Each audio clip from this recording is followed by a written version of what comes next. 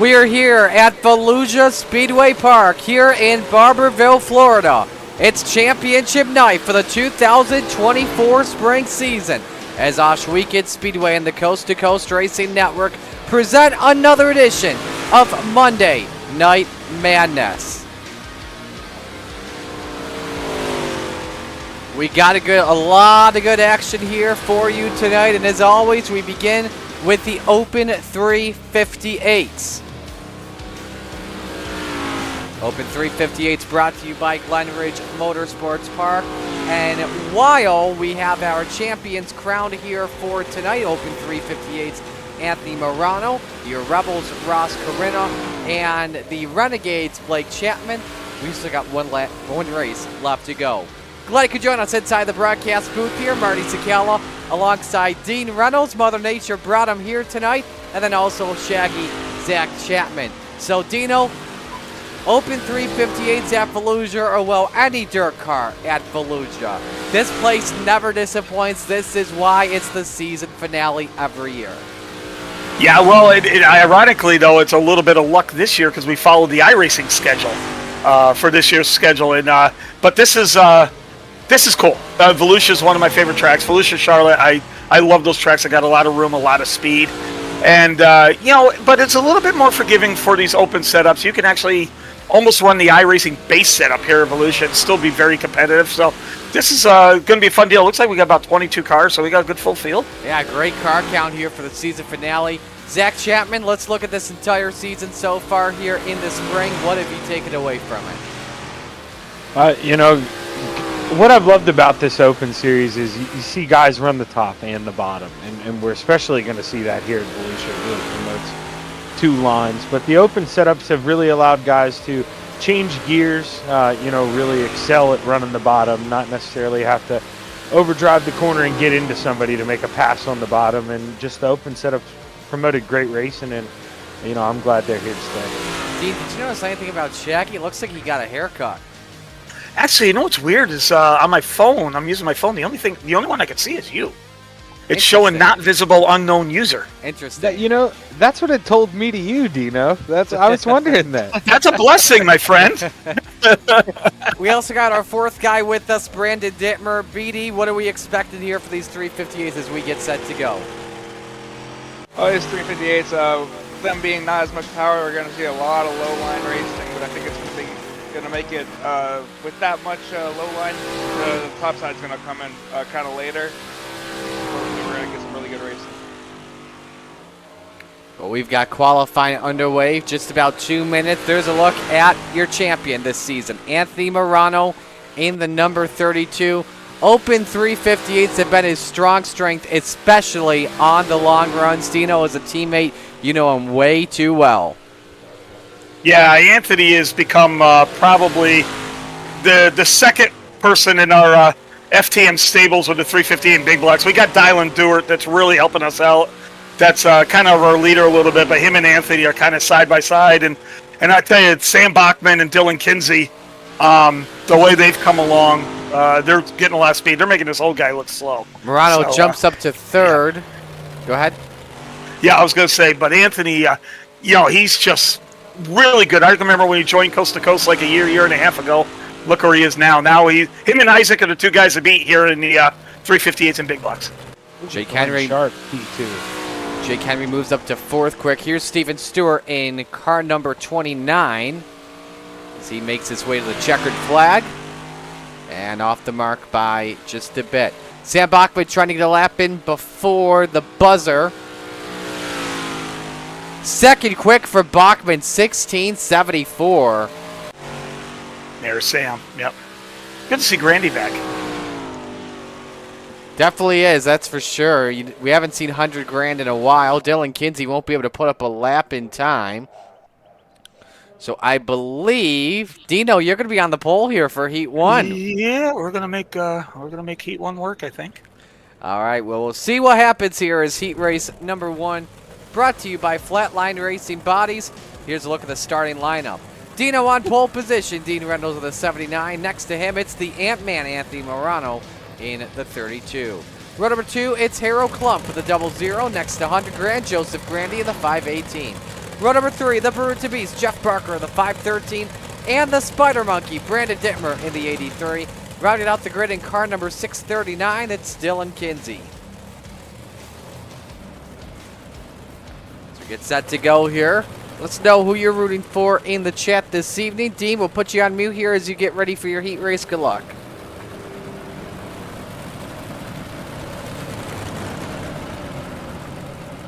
You got Dittmer in this one too. Yeah. Good luck to you, Brandon, as well. They are focused tonight, that's for sure. Everyone wants to win very badly. Winner on pole for tonight's 30-lap feature. And again, 6-lap heats in 358 action. When we have our Rebels and Renegades later tonight, it is 30 laps. Again, Anthony Morano, the champion, comes in with a 120-point lead over Sam Bachman. He's clinched it. A 3-win year for the driver, the number 32. We've been talking a lot. It's been a strong, sensational year for Anthony. And what just happened with Jeff Barker? Is Barker stuck? Did he already damage? His controller must be dead or something. Okay. That was weird. But nevertheless, we're going green for Heat 1. Winner on pole for tonight's feature. Dean Reynolds is going to look to send it in here in 1 and 2. He doesn't want to let his teammate there get too big of a run on him. He does a good job. And Dino comes through with the early race lead. Morano tries to fight back on the high side. Both groups come in very well. You want to race next to the cushion here, Zach, as you see just about 3 wide per second. You want to race next to the cushion. However, though, the slider line is insane here. Yeah, it really is. You see Dean tried it there, just gotten that slick a little too much, but he's able to slide up in front of Grandy, and FTM is going to run 1-2, and I think they're very happy about that. And so Morano takes the leads. Next time we are halfway home. Again, everybody transfers into the show, so no worries if you're running 5th through 7th. Underneath, 100 grand for second on Dino. Can't get it. Dino clears for right now.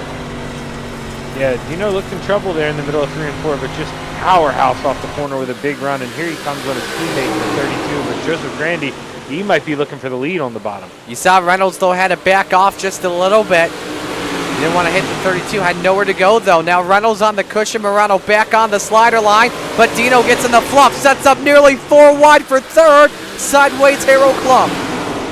Yeah, and where did the Spider Monkey come from? All of a sudden, he's throwing a slider on Dino for P3, not able to shut the door at the line. Oh, they touch. I don't want to see any beef in the broadcast booth tonight as we've got 1 lap to go here. Who's going to start on pole, Morano or Grandy into turn number 3? Grandy tries to show his nose, pulls up to the corner panel, but it's Morano that wins Heat 1. Grandy 2nd, Reynolds 3rd, Dittmer 4th, Kinsey 5th, Clump 6th, and Barker 7th. Man, that was a fun start to this one. Brad, you nearly surprised Dino there. I almost took Dino out. I didn't expect him to come out and chop off my nose. Well, Full Throttle Motorsports driver wins Heat 1. They sponsor Heat Race number 2. FTM, an official team of the Coast to Coast Racing Network. Here's the starting lineup. Soupy Dan McLaren starts on pole position in car number 88. Next to him, Michael Vitale in the 213. Row number 2, Jake Henry in car number 171. Next to Sam Bachman in the 107. Row 3, B-Temp, Brandon Templeton in the 31. Next to him, Tyler Flynn in the 831. Rounding out the grid was Superman Kurt Schatzer in the 218. Dino, it just came to my mind because, you know, we gave B-Temp the nickname as he drove a paint scheme in honor of the McCready's in the past. I do want to ask you, because I was doing my post-race obligations with CRSA, how was the lap 9 moment of silence? That went very well. 1,500 of those cards went up, and it was really good. They, matter of fact, the McCready crew members messaged me afterwards. They said they had tears in their eyes. Amazing, amazing. Yeah. Winner starts outside of the front row for this feature. McLaren and Vitale bring us to green. They touch at the line. Yeah, Soupy going to go up there and lay a little fender to him. Going to think about a slider, but not going to have enough as Vitali's getting a big run. As we saw Anthony Morano able to do the same thing on Dean Reynolds in Heat 1. They were just about 3 wide for the third position as Vitali leads the opening lap. Everyone all single file until they get into turn number 1. McLaren shows his nose underneath the lead, Dino. Yeah, in that race, I think 1 and 2 was better down low, and 3 and 4 it was better up top. I was going to have a good run on Anthony there in 3 and 4, but I think he kind of looked in the mirror and sniffed where I was going. So, but I think the track is now going to even out here. It's going to be good for the feature too. But you can see the bottom right here. Let's see how it holds for McLaren. Yeah, 3 and 4 is still better up top. Yeah, helped out Bachman make his way up to second. We may see Templeton take third. Brandon Bachman, quickest driver on track at a 16:77. He's got a chance at it. Oh, hang on. Okay, we're having some technical difficulties with Brandon. We'll get him fixed up in just a bit. 2 to go here in heat race number 2. Watch the battle for the lead. Vitali's got company for that top spot. Yeah, Samuel Bachman, he's got that fishing pole out. He's reeling him in, but the problem is, guys, he's running the same line as your leader. So one thing to catch him here, but he's going to think about throwing a slider. Great idea to throw the slider into 1 and 2. Nearly touches Vitali. He's got a chance at it. Vitali can't block. They stay door to door as they make their way through 3 and 4. Vitali wins heat race number 2. Bachman second, Templeton third, Schatzer fourth, McLaren fifth, Hendry sixth, and Flynn seventh. Yeah, Bachman clearly a faster car, but just ran out of time running him down, but did what he had to do and almost pulled it off. Heat race number 3 brought to you by Glenridge Motorsports Park, home of the Dirt Car 358s on Sunday nights. Here's a look at the starting lineup. Jacob Brown on pole position, the 723. Next to him, it's Canada Connor Ross, the 35. Row 2, Steven Stewart in the 29, and Glenn Sharp in the 099. Row number 3, the mayor, Steve Bixler in car number 75. Next to him, Matt Schaefer in the 183. Rounding out the grid tonight, it's Bob DeGood in car 7. Brandon, check. Oh, nope, we got you. He's unmuted now. Brandon, what are we expecting here for Heat 3? Who are you watching out for? I'm going to be watching out for Steven Stewart. He's a very big sprint car guy. He's kind of kicking my butt in points right now, but he's kind of been sneaky fast in these little dirt modifieds. I'm expecting him to move up pretty fast.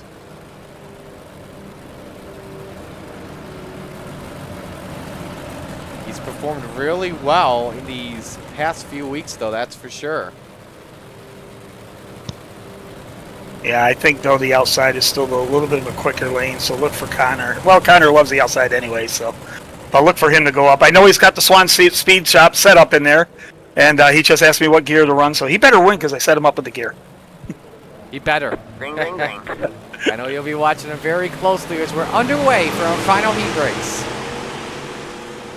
He was texting and driving under this pace line. Oh, big hit for Connor Ross on the outside wall as he made Yeah, and evidently the Swan Speed Shop didn't provide goggles to see what's in front of you.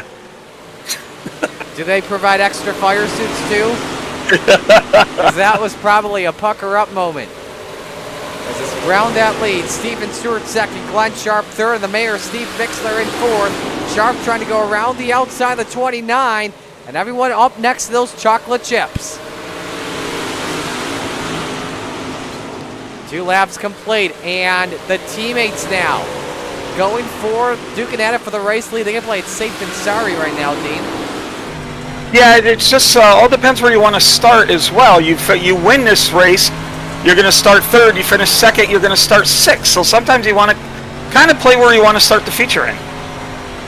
Stewart looking for traction off of turn number 2. Sort of helped him out. 16:89 last lap. Better by 2/10 the 7.23. So let's see if Stewart can find his way past. We've got 2 to go, Brandon. Hey, kind of make that cut down lane, kind of try to work that. You got some good momentum down the front stretch. He's going to go side by side coming into turn 3. But watch out for Glenn Sharp, though. Zach, he's the quickest guy on track as we've got 1 to green. Yeah, you got these 2 teammates up front battling. Meanwhile, Shark smells the blood in the water here, and you know, he's going to try for a crossover here coming out of 2. What a slider from Steven Stewart down the back chute. He'll let Jacob Brown take a crack at it. Man. Hail Mary to turns number 3 and 4. This is going to be a photo finish line. Oh my goodness. Jacob Brown by 0.03 of a second. I think that's Jacob's first win in Coast to Coast. Wow. Alrighty, time for the Oshweekend Speedway warm-up. We'll take a break here. Stand by. First feature coming up next on the Coast to Coast Racing Network.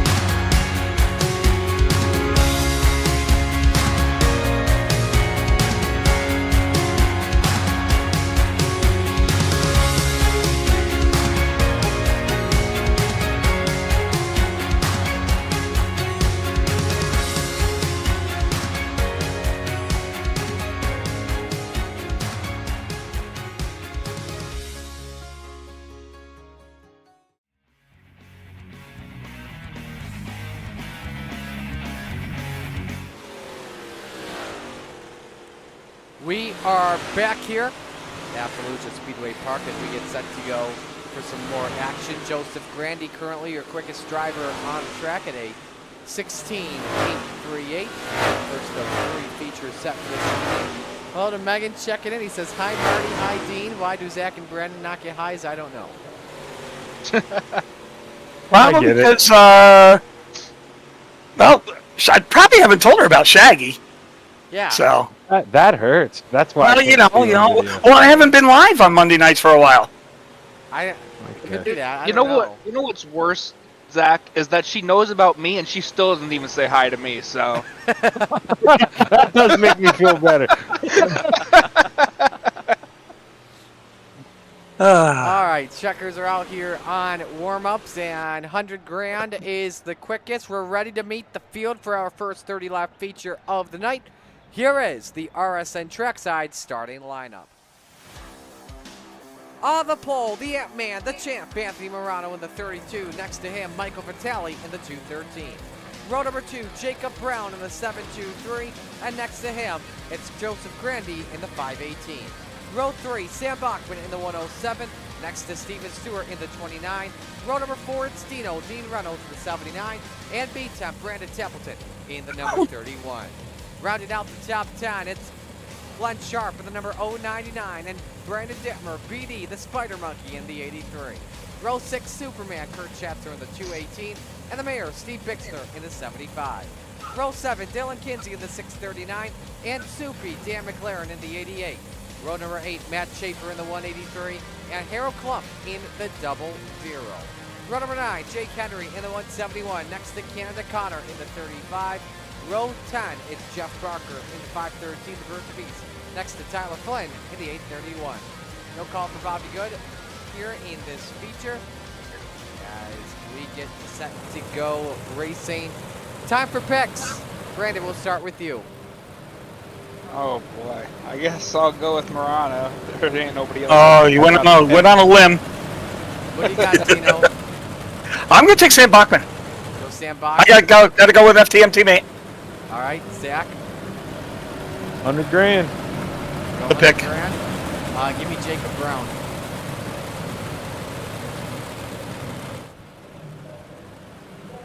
Gonna be interesting with Vitali and Bachman though for second points. I got the best seat in the house for that.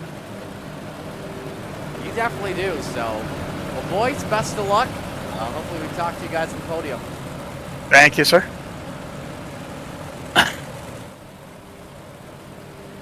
Alrighty, 1 lap to green. We are set to go for our first feature and the Lucy Olsen start for championship night.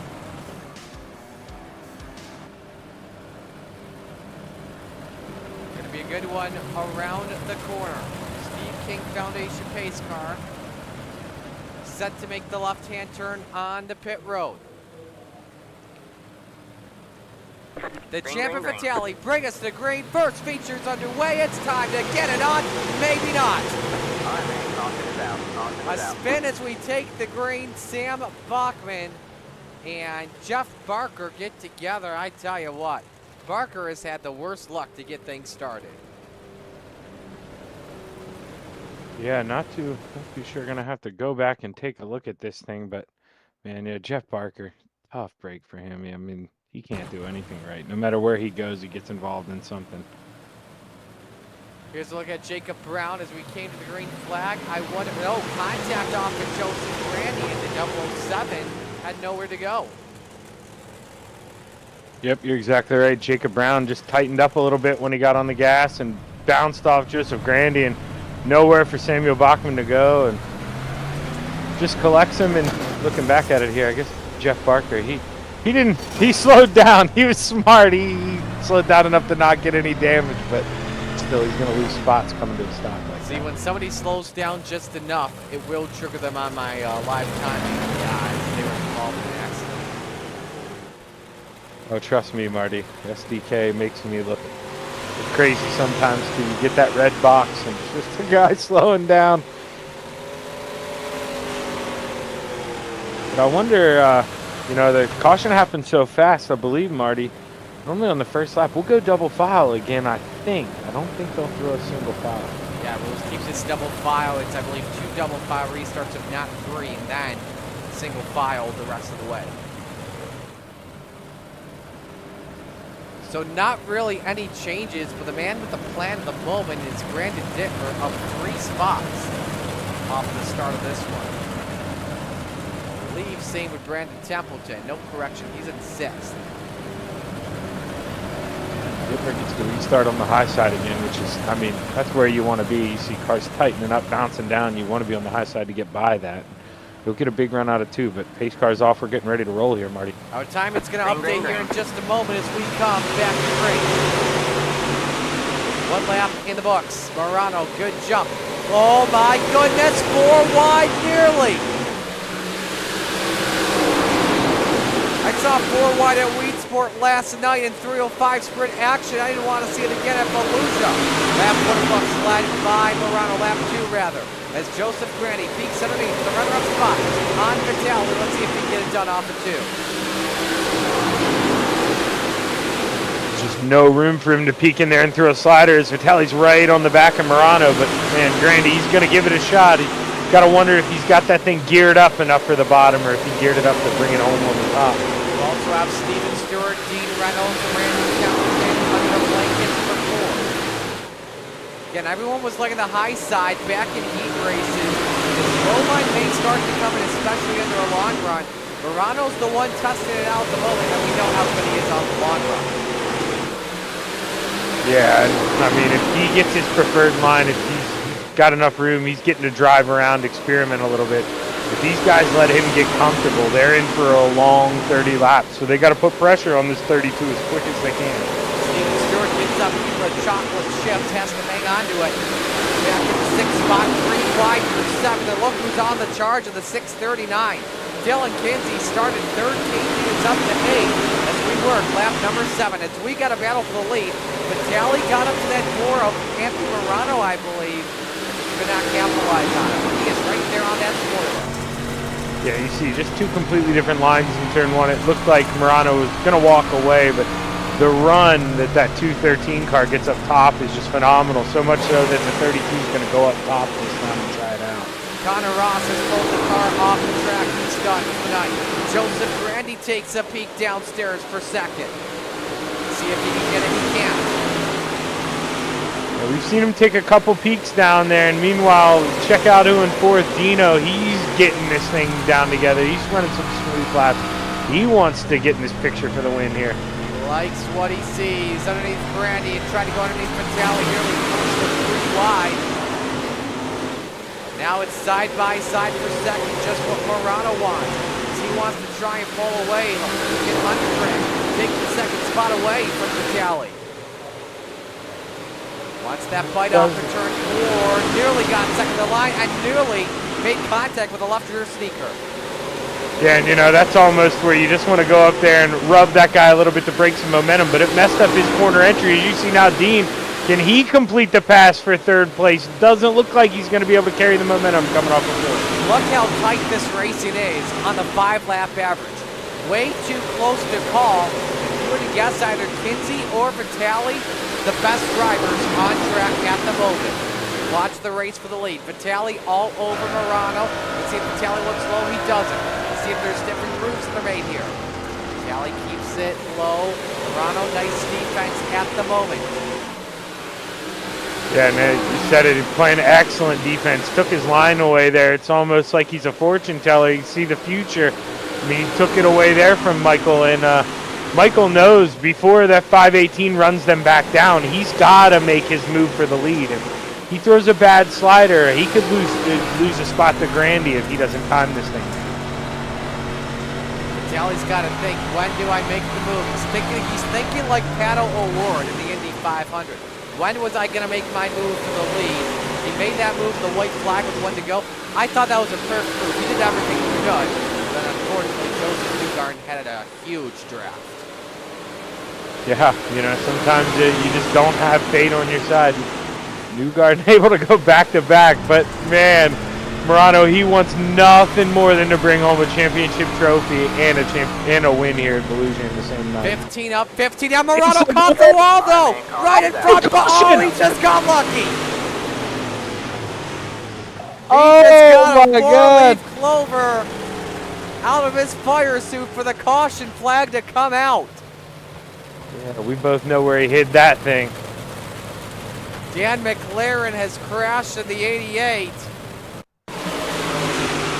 Here's a look at what happened. Contact with Schaefer. Sends him around and head on. Ooh, I think there may have been another driver involved too. Yeah, Matt Schaefer just gets a little loose in the middle of the corner and diamonds down in front of Dan McLaren, who wasn't expecting it at all. Soupy just went around, and I know for a fact that if he knew what kind of battle we were having at the front, I mean, he did all he could to save that thing. He didn't want to caution me. Should have time to show that to you real quick. Yeah, we do. Look at this. And Vitale nearly hit the 32. There was contact between Vitale and Grandy. That could be possibly 2x there. And it didn't look like he got into the wall too hard, but Marty, with the way that thing bicycled up in the air, you gotta wonder how that left front feels right now for that 32. And you know, even if it's fine, just the thought that you're sitting in the car thinking about it can rattle your lap times again, and maybe not be as aggressive as he was on the bottom. And we know when you run the bottom, you have to be aggressive. You got to get inside close to that wall and find that pack. So he's got to clear his head and get his rhythm back. That left front looks a little bit more tilted than any of the other cars out here, just from my perspective. So we're about to come back to the green. We are past the halfway point. Another double file restart. Watch closely at that 639. Dylan Kinsey up 7 spots. He restarts outside of row number 3. Green flag, green flag. And Murano went on the green flag, decided not to go on his own pace. As the 213 cleared, one driver hits the inside wall, Dave and Templeton. Dean Reynolds tries to go around the outside of Grandy for third. And now Morano takes it back underneath, trying the slider line once again. And now 2 car lengths on Vitale. And Reynolds got third of the line, but now he may have gotten way too high in those chocolate chips. Yeah, just overdriving entry a little bit. I mean, you see he has success coming off, but if he would just back up that corner entry just a little bit more, he'd find himself right here in the battle for the lead, because regardless of his mistakes, he has got a lot of speed right now. Vitale caught the bumper of Morano. You saw it up over the 213. Vitale trying to pounce. And at the same time, Joseph Grandy glanced off the inside wall in turn 1, and that gave Dean Reynolds P3. So go to work, Dino. Dino wants this race lead away. Let's see if he can do it. Vitale tries the second groove. Doesn't work though. Morano still hanging on. Reynolds low for second. Yeah, Vitale's trying everything he can, but he just opened the door for the 79, and he is fast down there, Marty. 10 laps to go in this feature. 4 drivers battling for the race lead at the moment. Best car on the track. Oh, we got one slow. That's Jacob Brown. He pulls a pit side, but no, we go to yellow.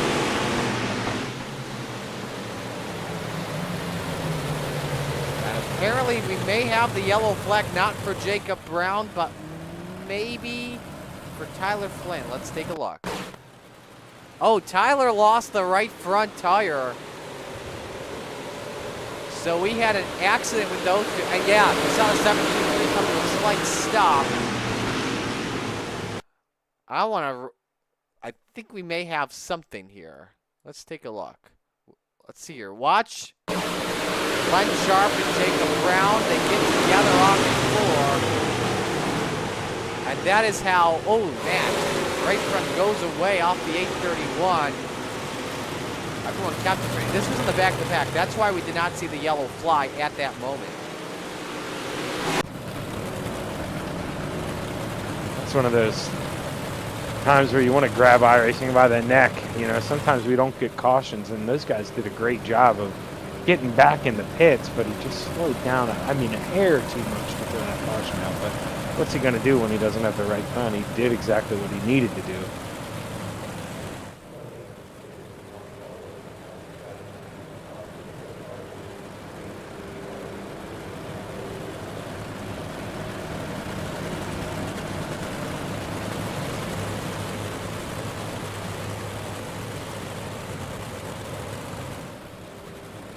Single file restart is coming up here.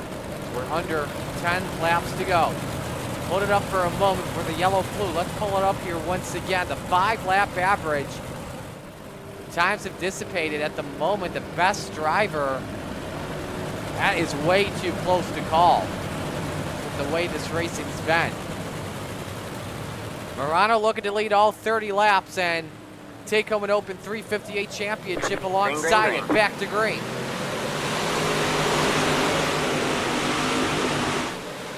Vitale didn't get the best jump, but Tino, man, right on that 213. One mistake, and we're going to have a new guy in P2 here. Randy didn't get the best start.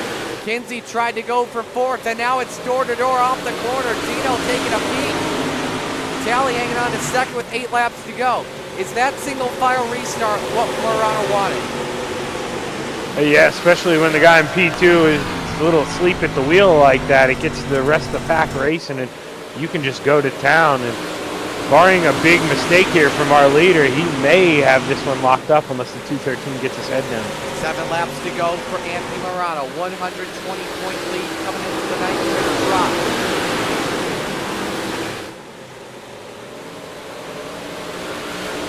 Here, that number 22, Full Throttle Motorsports team. 3 wins on the year. 4, Dan McLaren is fresh. No caution, we stay green. When we watch the battle for pit, Dylan Kinsey going to be a factor. And it's 3 wide. Look at Grandy. Try to thread the needle and go 2 for 1. Oh, Kinsey catches the Uke tires. And somehow that car is staying straight without any damage. You see how high he got off the air? No idea how that left front's still attached and not sitting in pit road. That's a wild ride. He needs to thank his mechanic after this one. Battle for the race lead now. Vitale up on the top shelf where Mama hides the cookies. looks for drive off in turn 2. Great exit off the corner. Vitale is there. We've got 3 to go at this time by. All right, man. Oh, the caution flag comes out, and it's for Kinsey. Templeton Sharp also in it. Anthony Morano, we have never seen a guy be so lucky in a race, Marty. That 2 times, arguably, he's maybe going to lose the lead. The guy in P2 gets a run and a caution comes out. That's unbelievable. Yeah, that was Dino's corner, and unfortunately, teammates get together. You see Glenn Sharp involved. Let's go for a ride on board.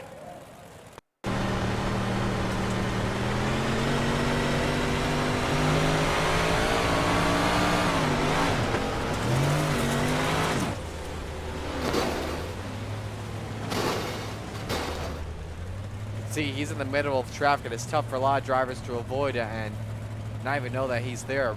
Saw Jeff Barker miss it even with the left front flat. Go on board Templeton.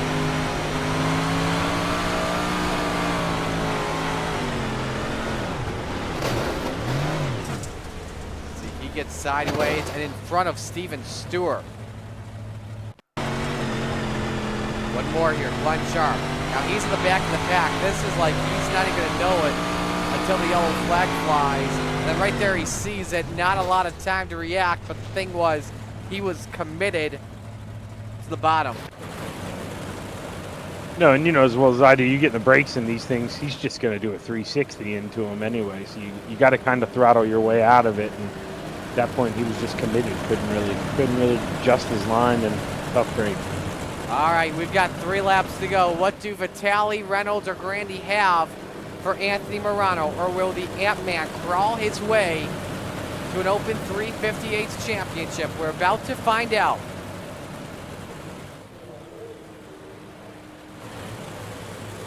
Green, green, green.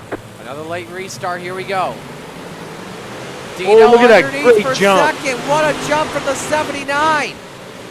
Trying to get the runner-up spot. That'd be big for Full Throttle Motorsports. Be a 1-2 finish, and that would just let Morano cruise to the win. But you know, Dino wants that win badly, Zach. 2 laps to go. That's what I was going to say. He's running out of time. You know, these things, hey, got thick side panels. You use them up, get them elbows out. It's time to get racing for the podium. Vitale up in the attic. Contact with Grandy. 518 hangs on. White flag is out. We're on the last lap. Vitale trying to close on Anthony Morano. It's a car length off of turn number 2. Vitale's going to have to pull some, grab it out of the hat if he wants to get it done. Try to pull off an iRacing move off of turn number 4. Can he get the top shelf to work? No. Morano wins it at Fallujah. He wins and takes home the Open 358 championship. You talk about a battle to the line, though. 100 grand stole the final step of the podium from Dino right at the line by 100th of a second. What a race there for the final step.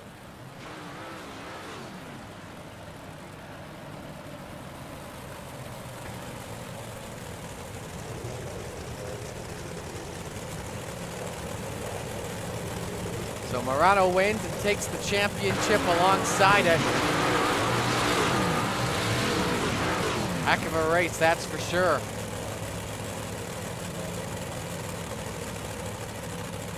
Randy edged out Dino by 12 thousandths of a second. Wow. So Morano wins, Vitale second, Grandy third, Reynolds fourth, Schatzer fifth, Templeton sixth, Bachman seventh. Matt Schaefer, the hard charger, from 15th to 8th after Dylan Kinsey wrecked in the final laps. Had Brandon Dittmer 9th and Jake Henry round out the top 10. Let's go look at 11th through 20th. 11th was Harold Klump. Give credit to him from 16th through 11th. Of course, the heartbreak, Steven Stewart, Jacob Brown, amongst others. So we're set to talk to your top 3. Let's begin with Joseph Grandy, 100 grand.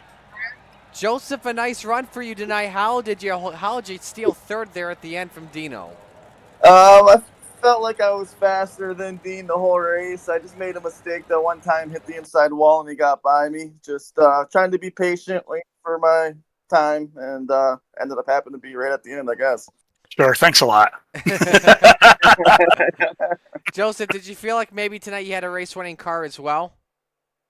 It was pretty even up front. I think for the most part, whoever started in the lead is probably going to stay there. But any of these guys in the top 5 can contend any night. Other than that, what positives do you take away from that? Fun race. I haven't raced with Coast to Coast in a while. I'd like to do a little more next season, and great group of guys, and just hopefully do a little more racing next season. Who do you want to give shout-outs to on the run? Cadillac Recovery, West End Towing Repair, all the guys over at Inferno Motorsports, Coast to Coast, all the guys behind the scenes, and you, Marty, for doing the broadcast. All right. Joseph, you going to be at Glen Ridge on Sunday? I will not. 358. Come on, brother. Maybe I'll check. I might check. 358 series race. Yeah. All right, cool. Let me go see Oh, there, dude. Thanks. Interest- Yeah. Good job, Justin. I forgot it was a 358 series race because I got to be at Fonda Saturday night for CRS. There you go. Oh, Let me baby. know. Let me know. I was at Glen Ridge last year and I thought it was decent. So I gotta see who's there. I gotta see who makes the trip up. Then we'll see. So, second place finisher Michael Vitale. We'll let Zach take this one. Hey, Mike, Shaggy up in the booth, man. You got a copy? What's up, Shaggy? I got you. Hey, man, dude, I'll tell you what. I don't know where he hid the horseshoe in the car tonight, but Mike, every single time you had to run on this guy for the lead, a caution came out. You got to be a little frustrated. To be up there, up on his bumper like that, and just get up to the front nose to nose, and then the caution comes out. Yeah, it gets a little frustrating, but Tony, he was hard to pull off 1 and 2. I had a good run coming off 3 and 4 on the top side, but hats off to him, and congratulations to his championship as well. Yeah, we saw him getting good jumps on the restart, and Dino was able to pressure you there on the final start. Was that just the kryptonite tonight? Was that the dagger? It took you too long to be able to run him back down? I was a little nervous on every restart because I knew Dean probably knew when he was going to fire. So I didn't want to cut down too low, but I did want to get down to bottom 1 and 2 as quick as possible. Kind of put me up in the middle section there, and I actually got a pretty good bite coming off. So, yeah, a little bit of kryptonite, but you know what? I'll take a second. Just to let you know, Michael, I wasn't in the Discord. I'm actually in the booth with the guys, and they mute me. So I had no countdown. I just happened to see Morano's car twitch, and I went for it. Well, you know me. I'm going to tell you. I'm like, well, he might have it, he may not, but. And then it was funny that you say about the middle of 1 and 2, because when I got under you going in, I thought that's what I was going to need, and I tell you, it did stick for you. Yeah, it did. It did stick in the middle there. That was a good race. Yeah, I mean, with Anthony low and you high, I was trying to make the middle work, and then Grandy's all over my butt. That was a great race. Good job, man. No, it was. Hey, you too, Dean. Well, hey, Mike, man, we love your positivity. It's infectious, and you're exactly right. A second place to Anthony. I mean, that's a win in most races. Yeah, so no doubt. Can't really complain about that. But you got anybody you want to thank on that middle step of the podium tonight? Yeah, I want to thank my wife for letting me do this day in and day out. Billy Roberts over at Gears Unlimited, Jake, Randy, and Nick, my teammates. You guys for putting this on, Coast to Coast, for putting this race night together for us on a weekly basis, and you for broadcasting, brother. Thank you. Well, hey, man, congratulations once again, and make sure you're back here next season. Absolutely. We need Anthony to sweat in that championship a little bit. That's it. All right, brother. You take care. Good run, Michael. So Michael Vitale finishing second. Let's go to victory lane and talk with your race winner and Anthony Morano and your series champion on the season. Anthony, before I'm not trying to say that you were this, but where were you hiding the 4-leaf clover tonight? Because there were times you were about to lose the lead and then boom, caution flag. I was waiting for him to lose the left front tire.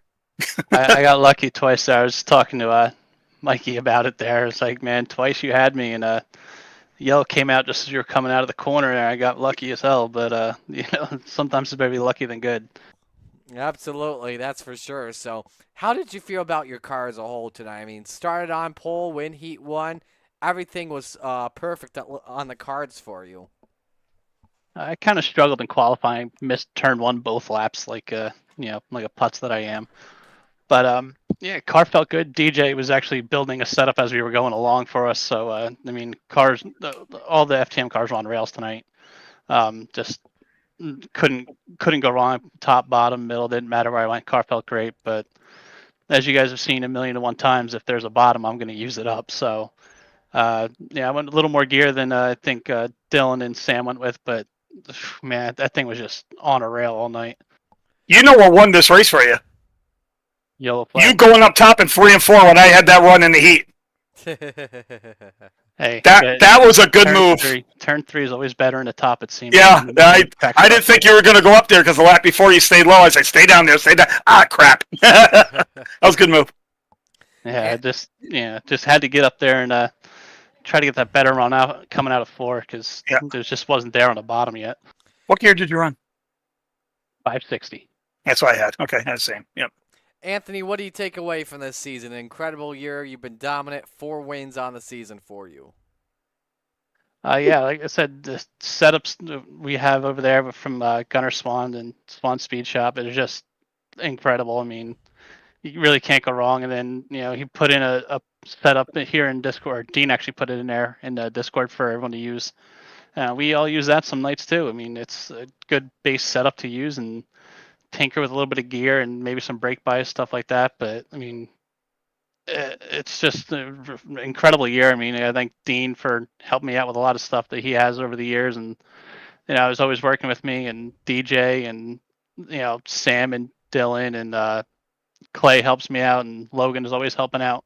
Yeah, it's really not just, it's a team effort over at FTM. Everyone puts their 2 cents in, we get what we got to get, and it shows at the end of the season. Absolutely does, man. Well, congratulations. A heck of a win. Well-deserved, and looking forward to seeing how you run next year. Good season, brother. Thanks, Dino. You too, Marty. Absolutely. And I really enjoy watching your broadcasts over there on Dirt Vision, Marty. Thanks for tuning in. Yeah, Dean and I had fun up there last night, so. Yes, we did. What time did y'all get home? Like 2:30, 3 o'clock? 2:30 for me. I wasn't in bed till 4. I was 1:45. Yeah, it was a late night for sure. Yeah, so. All right, man. Congratulations. Good run, brother. Marty. Anthony Morano taking the win and is the champ. We're going to step aside and go to break. When we come back, it's Rebels action on the Coast to Coast Racing Network.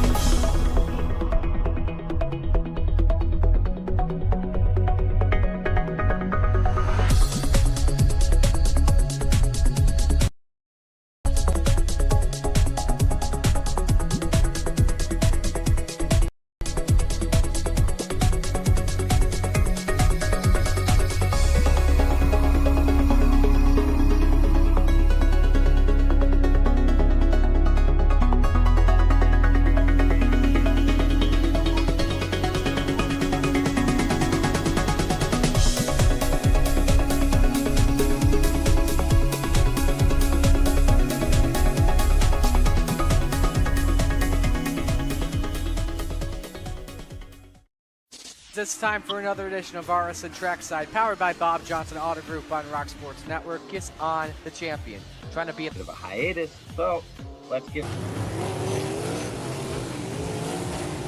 Tonight when we talked about it.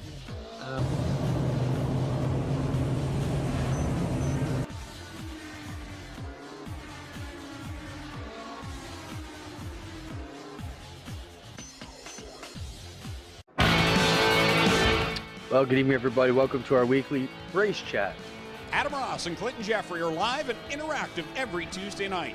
Rivals Race Chat is your home for race discussion, debate, news, interviews, and more.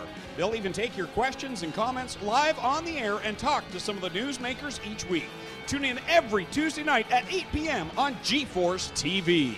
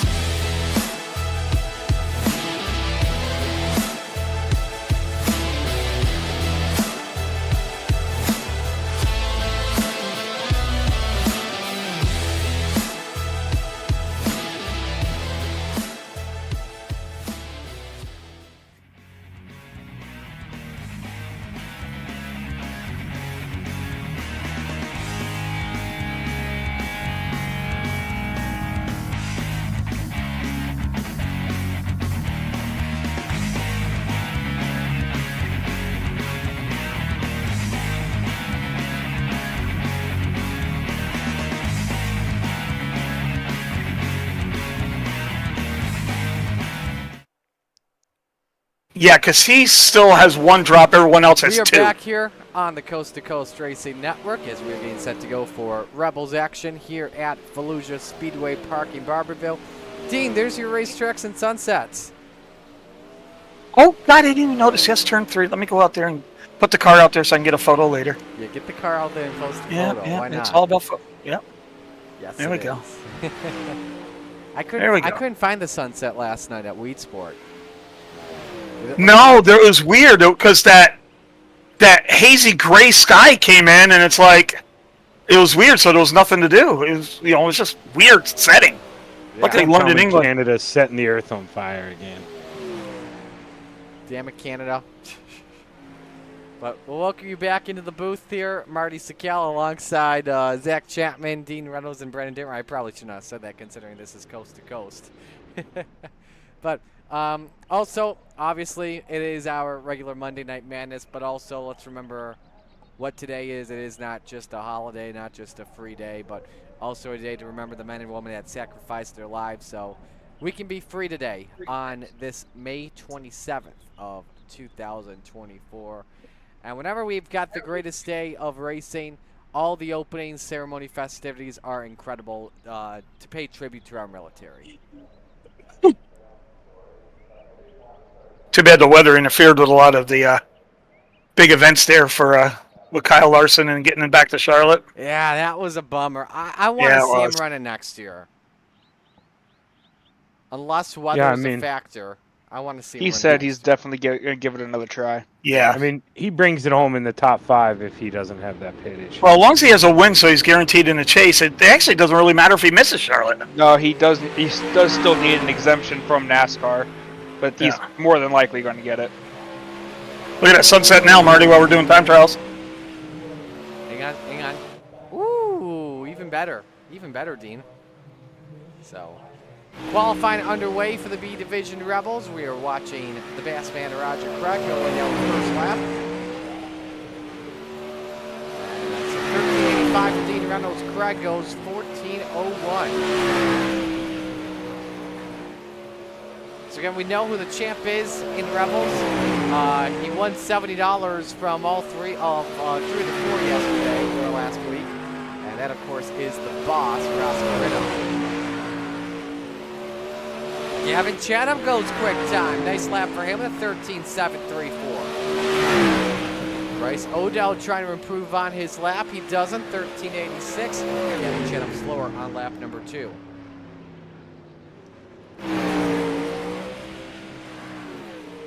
Been told that Corinna may be having some internet issues possibly. Steven Stewart moves up to 5th quick on lap 1. Let's watch Jacob Brown.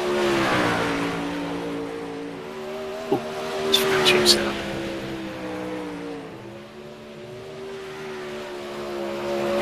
Middle groove of this racetrack. Is this a better lap? It is. 13.90 for the 7.23. So Gavin Chatham the quickest at a 13.734 here in qualifying.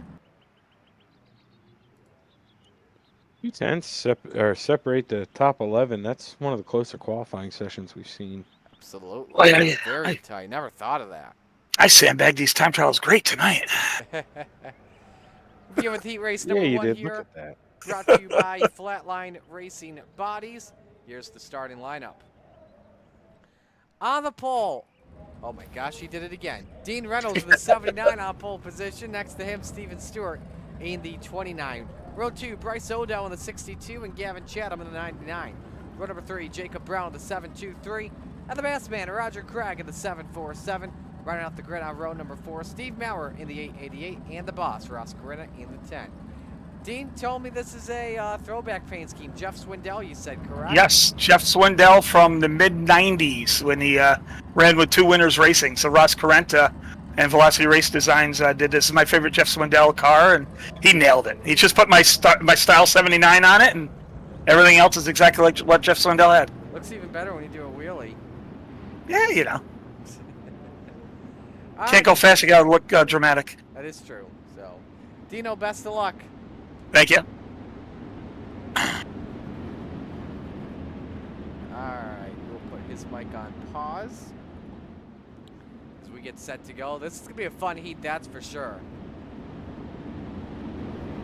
Yeah, and you know, I think Dean knows he learned his lesson there in that first heat. He didn't slam the door shut on the guy on the outside, so wouldn't be surprised if we see him get his elbows out and slam the door shut. We'll have to see. These are sprint cars, though. Need a quick reaction time than you do in any other race car. 360 sprints are underway for the Rebels. Reynolds up the racetrack. Again for second. Oh, a big set from Stewart. Underneath, decides not to use the slider line as Dino leads lap number 1, Brandon. Yeah, and this momentum on the outside is going to be absolutely huge. Maybe when we get to the feature, that bottom side is going to come in. It came in a lot in the matinee earlier today, but we'll see if that track kind of splits off and brings that bottom back in. Looked like there, Chatham may have made some slight contact. Watch out, Roger Craig sideways in the fluff. Finds a way to save it, kisses the wall. He's hanging out with his fellow retread, his fellow salty dog, and Steve Maurer. You said it, though, that 99 really has the wick turned up. He got close to the 79, and one mistake from Dino, man. He's going to lose this lead, but he's on rails right now up on the high side. Chatham nearly pulled up. Did he use the slide job in the corner with halfway up? Not just yet. Dean, though, in the chocolate chips hangs on to it.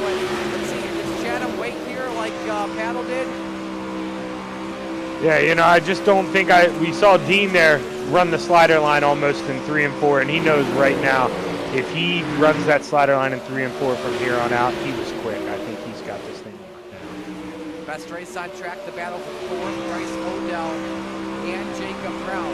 Odell, nice qualifying effort for him last week in Port Royal, trying to become a contender. Dean caught the wall. Win $70 as, yeah, Brandon, he said it. Dean caught the wall. Chatham has closed in, so we're coming to the white flag. He just wanted to make it look a little interesting here. He can't ever make anything too easy on himself. But man, he's floating up here in the chocolate chips again. 99, big run down the backstretch. But got slow car and Steve Maurer lets the leaders go. Dino's on pole. Chatham second, Stewart third, Odell fourth, Brown fifth, Maurer sixth, Greg seventh, Corinna eighth. We actually had the Salty Dogs get together. An interesting night at the home tonight. Oh my God! I had to say it. You're awful, Marty. Ouch. You know, Dean.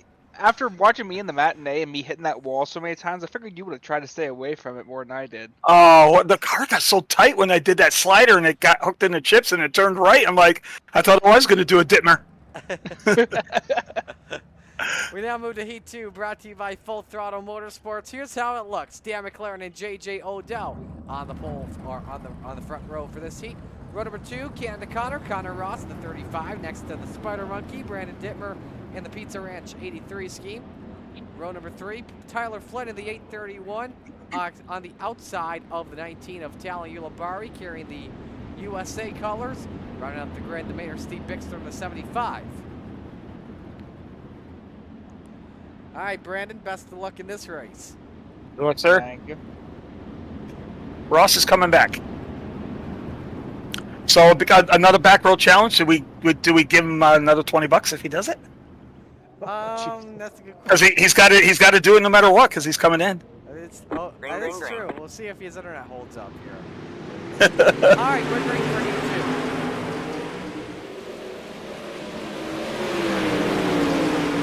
Soupy took a page out of Dino's book, threw that slider in there, hooked up on top, and now it's smooth sailing. But Connor, Oh my God! oh my God!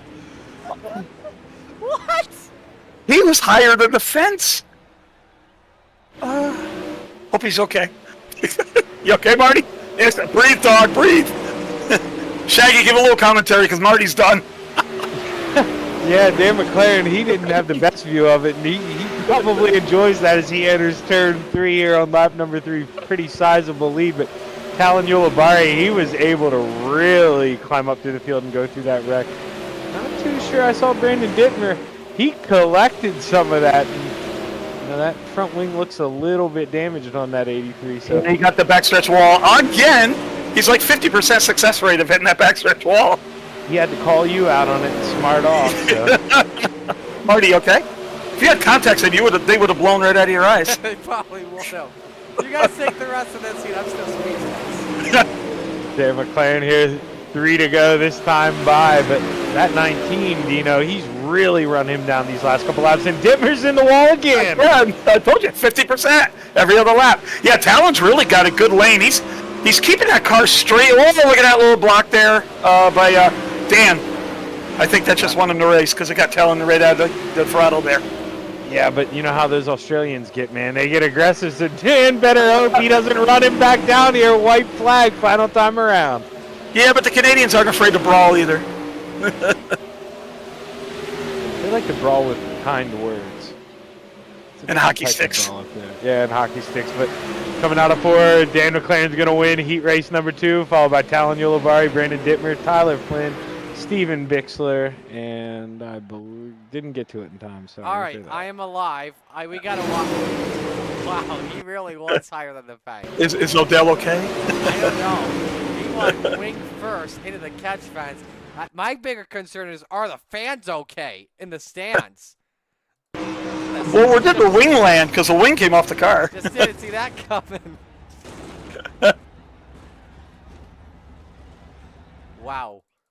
And that's why what did Connor see?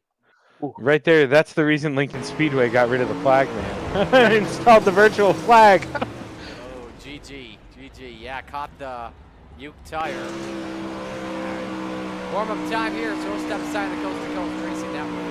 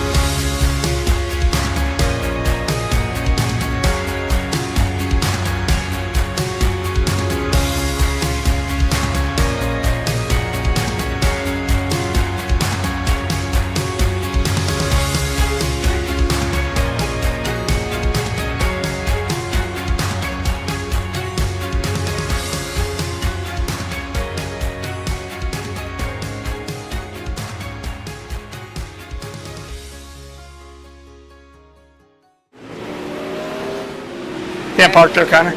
We are back here, and see that Connor Ross just hit the wall. We still don't know what the heck happened with J.J. Odell. He is on track. They got the backup now. He's fifth quickly.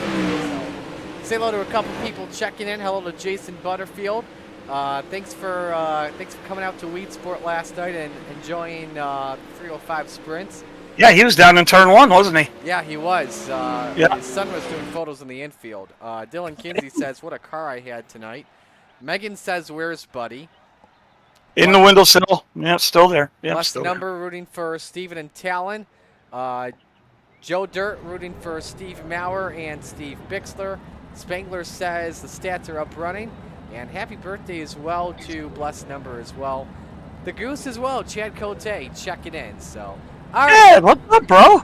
Feature time. Let's meet the field and give you the RS and trackside starting lineup. On the pole position, it's Dean Reynolds in car number 79. Next to him, it's Dan McLaren in the 88. Row number 2, Gavin Chatham in the 99. Next to Talon Ulibarri in the 19. Row 3, Steven Stewart in the number 29. And the Spider Monkey, Brandon Dittmer in the 83. Row 4, Bryce Odell in the 62. And Tyler Flynn in the 831. Rounding out the top 10 this evening, Jacob Brown in the 723 and Steve Bixler in the 75. Row number 6, Steve Maurer in the 888 and Canada Connor Ross in the 35. Row number 7, the Bassman, Roger Craig in the 747. Next to him is J.J. Odell in the 26. Rounding out the field, Ross Corinna in car number 10. Hey, I just thought of something. You ready? What do you call a man with the first name of JJ and flies into the catch fence? Ugh. JJ the jet plane? Oh, boy. Oh, man. Oh. You're going back to Oh. way childhood days. Yes. Yeah, Yes. I'm old enough to know that, too. I have to give him that nickname possibly, so. Alrighty. Dino, best of luck. Brandon, best of luck. Thank you. Thanks. Alright, one lap to green here. Zach, who are you picking to win tonight? All right, you ready? Yes. Ross Corinna. You're going back to front with Ross. Alrighty. Yeah. I tell you what, give me Gavin Chatham for the win here tonight. Been a while since we've seen him in victory lane. So give me Chatham to take the checkers.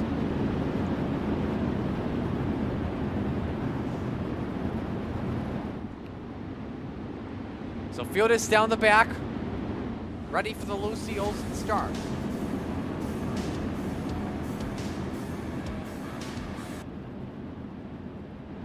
Steve King Foundation pace truck makes the left-hand turn to pit road. Full throttle and Venom make up the front row for the Rebels. It's time to get it on. Soupy with a good jump there at the green, able to get out in front of the 79. And Gavin Chatham in the inside wall. Oh, big Crap. foul! Oh, man, Jacob Brown flipping and flying.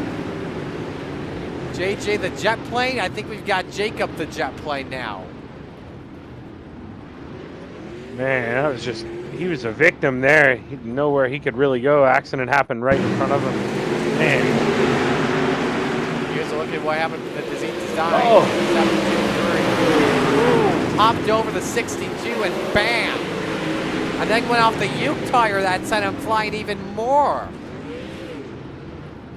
That's got to have Dittmer jealous with how hard he hit that backstretch wall there.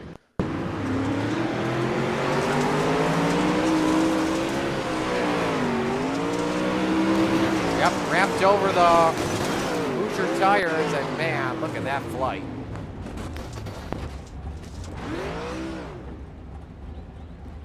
Watch Steve Maurer here, too.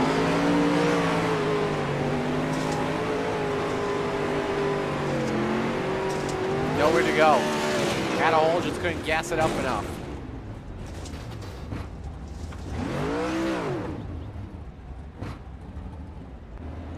Talk about a lifesaver, too, for that 99 of Gavin Chatham. He was going to lose a butt ton of spots there, but with that caution coming at the right time, going to pull him in back into third. So we'll try this once again. We are one lap to green with Dino out in front. thought we were too, but it looks like they still have the pace lights on. We're gonna go around one more I time. don't see. Oh wait, no, I wasn't live, Replay. Marty. I was on replay. Gotta love that. Gotta love it.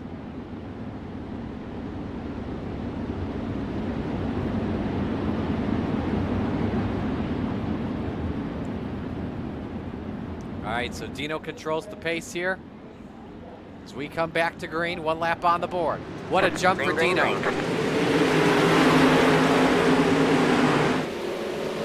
Damn, McLaren shut the door on the 99 and Gavin Chatham, and that's exactly what Dino wants to see in that mirror. Go ahead, race at it, guys. Oh, look out. Ulabari got pitched up in the wall by Gavin Chatham.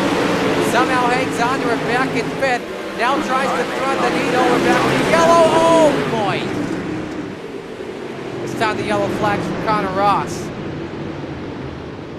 Man, that was borderline to being an extracurricular accident.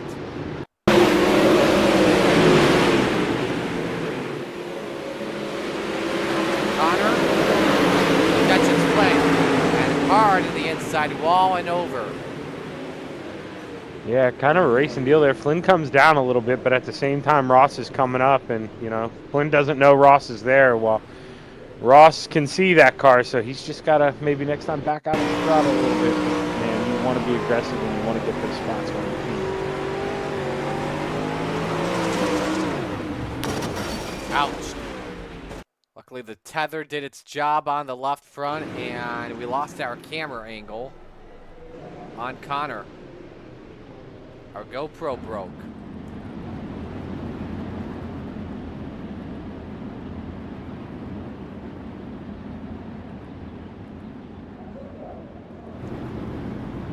We have our final double file restart coming up here with 2 laps of the book, so hopefully we get a long run going.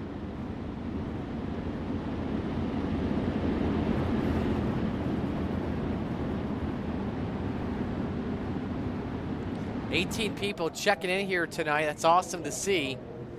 Again, if you have just joined us, let us know who you're rooting for here tonight.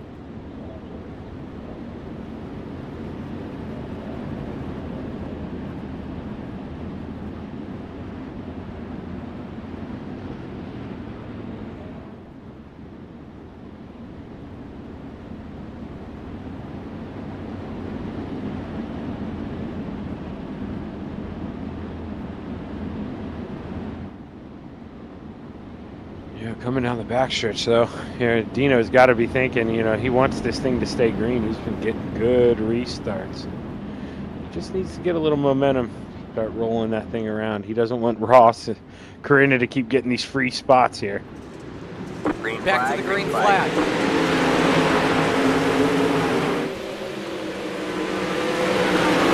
What a jump for Gavin. Yeah, Gavin Chatham, big factory of that restart, moves up into the runner-up spot. McLaren in 3rd. Dimmer. They try to go around the outside. 3 wide. Ulabari forces the issue. Can Dimmer maybe go 2 for 1? Doesn't get squeezed up in the wall. And look at Ross Corina. Up 9 spots. Up 10 into 5th. The boss is on the charge. Yeah, and he's doing it on the bottom. He's looking to duck under that 19. Big run from the center off, and he's got a nose into the left rear of that 19, and he's looking for more, Marty. Moreno is up to 4th, and we're only on lap number 7. Now looking for 3rd on Brandon Dimmer, who's probably been his biggest adversary on the season. Increase the wall rate once again for BD. Yeah, that's his worst enemy tonight. Man, he's just got to be frustrated as he gets into the wall again a little bit, but he's able to hold on caution out. And ladies and gentlemen, Ross Corina was the quickest man that time by at a 14:67. The yellow flag is out for Steve Bixler and Roger Craig. Oh, big wreck happened in front of that, Marty. That SDK. Oh, what in the... That was Tyler Flynn, I believe. Here's the cause of the yellow. Oh my goodness.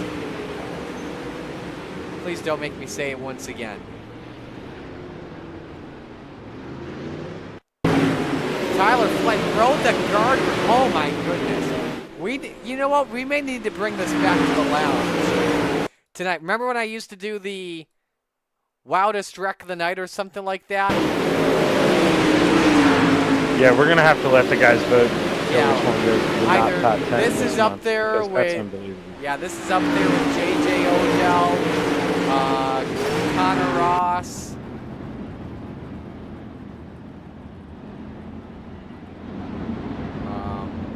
Who else? No, not Connor. Yeah. Jacob Brown. Yeah, Brown. That's right. Yeah, that wild one off of 4. But Connor Ross was involved with that one with Odell. He's the one who hit the inside wall coming out of 4 and came up the track and made Odell go for that wild ride.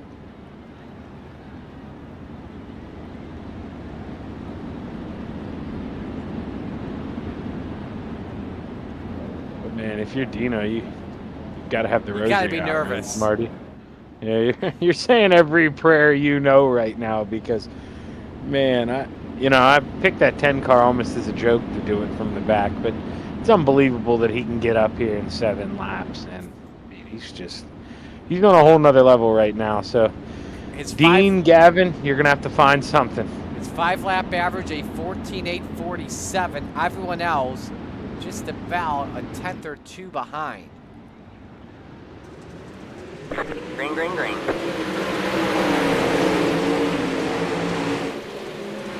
Back to the green flag. Reynolds keeps it around the outside. Chatham and Corinna stay down low. Chatham's got around for the race lead. All the way next to the Jersey barrier, nearly hits the U tire. Wing to wing into turn 1, Zach. Yeah, those guys are really finding something center off on the bottom of 1 and 2. There's a big patch of tack down there. They just wait to go full throttle till they hit that tack, and they just launch off, and we have a new leader at the line. Gavin Chatham takes the lead with 10 laps in the books. He may have caught the inside wall though that time, allowing Dino to fight back. Reynolds has got Chatham cleared off for 2. Oh, yeah, watch closely. Yeah, we got the shark in the water, Marty. He's coming, he smells blood. Ross Corinna, top shelf where Mama hides the cookies. Can he get the lead? Oh!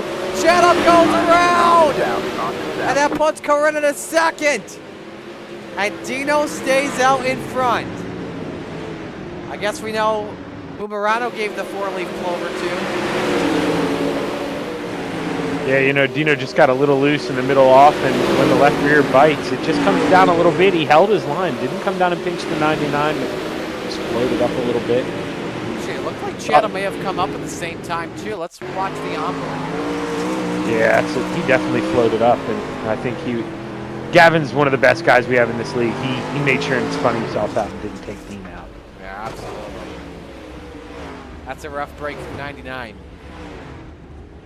Yep, but you definitely, like I say, you just can't respect those guys enough that when they make a mistake, they're quick to react and make them punish themselves rather than the guy who was running his line and just running up front. You gotta really respect that.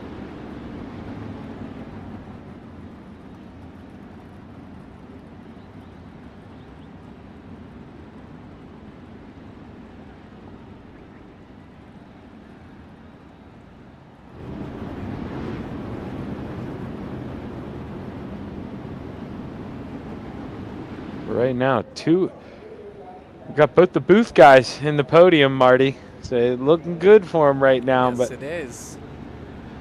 Dittmer, he's had a mirror full of that Ulibarri the whole race, and I mean, we know what Ross Corinna can do. So both of the booth boys, they're gonna have their hands full with these last 18 or so laps.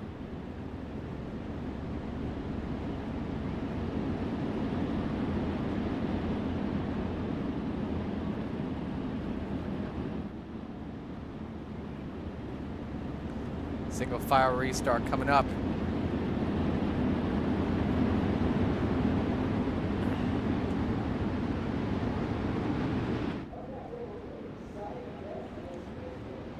Dino fires, wasted no time with that. Caught Corinna slipping. I think that's the best thing you gotta do there.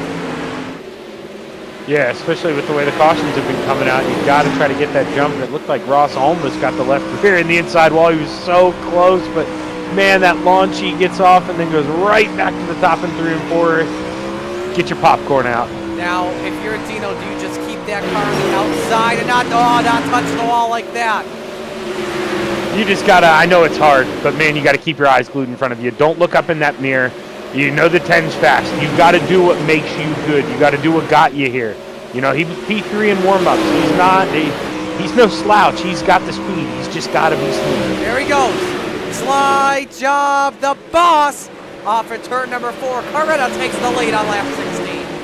Yeah, and you know, Ross may have just discovered a new line there, Marty, because he not only solidified the pass, he gapped the 79 a little bit on that slider, but he goes right back to the top in 3. He was better by a third of a second the last time by. Let's go to the race for 4th. Murray, Dittmer, and Odell. This is a fun one. Trying to close on Steven Stewart at the same time. They may go 3 wide off for 2. No, Dittmer goes around with Murray. Watch out, Connor Ross. And Odell again. Oh, man. This time Odell it's hit Bryce Dittmer. Odell that pays the price.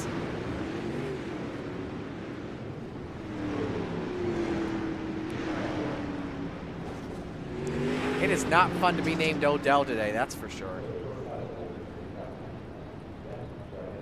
They have a clip count on tonight, just for this Rebels event alone. Spun into traffic. I think the issue was that Ulibarri did not hold on the brakes, and Connor Ross and Bryce Odell paid the price the worst. Yeah, it's tough to immediately want to slam that left foot on the brakes, but man, once you're in a car in real life a couple times, you know that's what you need to do. You don't ever want to drift down and get teasing, but in the virtual world, sometimes frustration gets over, and that's not your immediate instinct, but you see, guys pay for it when you don't do that. Connor Ross.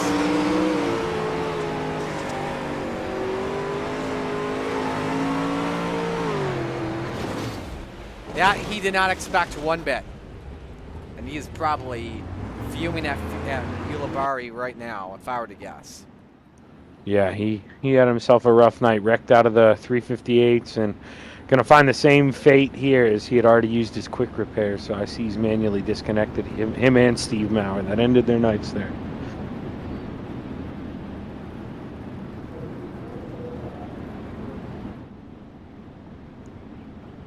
So we'll come to green with a new leader in Ross Corinna.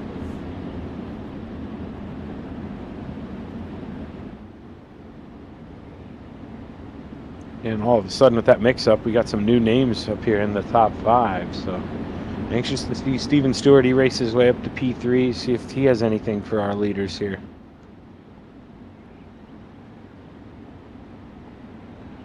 Green flag, green flag. Back to green. Great restart for Ross Corinna, able to do what Dean had been doing, fired fairly early, and Dean up in the Hershey Kisses, he loses a little speed. Steven Stewart trying to take away the runner-up spot. Highest the 29 has been tonight. Now, could he have a chance at Ross Corinna possibly? The sooner the 79 goes away, the better for him, and bad run off of 2, so if Steven wants to run his line, hold tracks wide open, and he's got 11 laps here to go get it done. We're all pretty much single filed out. Top 10 drivers on the left. Remember, top 10 drivers are eligible for Renegades pending IL. The IL is going to go for a lot of drivers. It's Corinna, Stewart, Reynolds, Odell, and Chatham, the top 5. How about Chatham as well, recovering from that spin, back up to 5th. He's got to run on JJ for 4th. Yeah, and you know, JJ and Dean kind of running that middle line, no man's land almost on corner entry. It's really slick, so you have to watch their throttle. As Gavin, he's really slowing down, getting down to the bottom, and look at that acceleration as he's diving low on JJ. Reynolds actually got tight, which caused Odell to lift for just a moment. So Chatham takes away 4th. Yellow flag is out. 8 to go. Jacob Brown and Steven Bixler gotten together. Yeah, and key, the caution coming out right after Gavin Chatham made the pass for 4th, so he's going to have that. Lap 2. Rally for a position. Ooh. Brown caught the inside wall, and then caught Bixler. Around they went. Nice job from Dittmer to miss that. Roger Craig, unfortunately, is on the short end of the stick.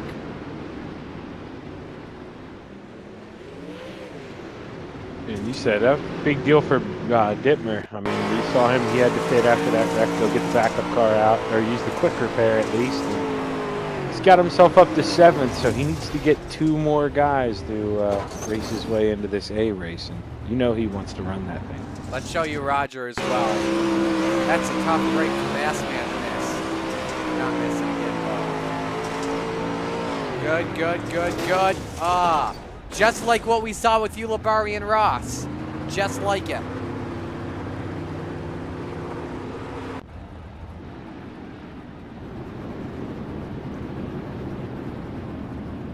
Take a look at the 5-lap average once again. And right now, Gavin Chatham currently matching race pace with both Steven Stewart and Ross Corinna. So this could get interesting possibly based on what our race data is showing us. Yeah, these guys need this thing to stay green flag. These restarts are really helping Ross, you know. The only person that knows when he's going to fire is that man inside that helmet. So they need at least 2 or 3 laps to even get up close to Ross if they want to do anything. So they need a long green flag run here to finish it out.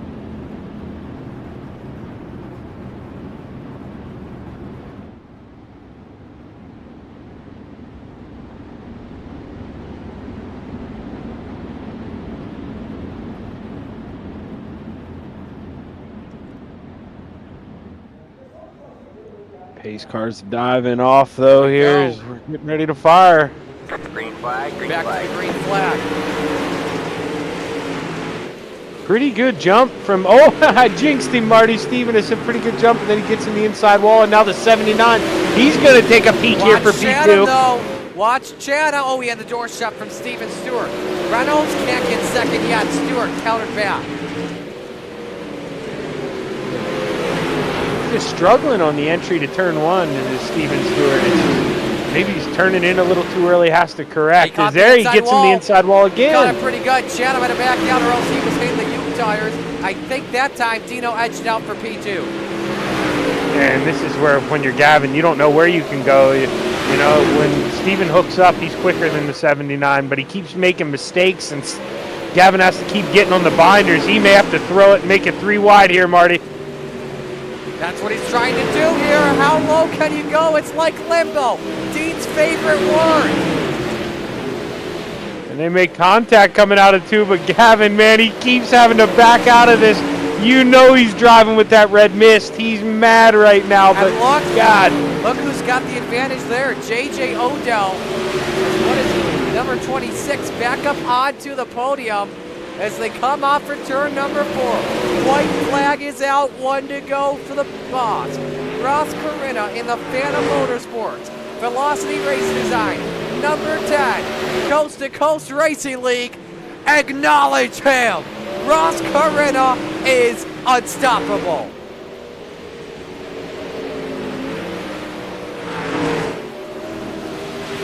I'm sorry, that was like 1 lap to go. I thought that was 2 to go, but hey, he takes the win. I was running that. That's why I was so quiet. I could have swore I saw him wave the checkered flag 2 laps in a row, Marty. I was speechless there whenever that wasn't the end of the race. Yeah, I thought that was the end of the race as well, but Ross Corinna, though, the winner by 1.5 seconds. Damn it, that would have turned out so good.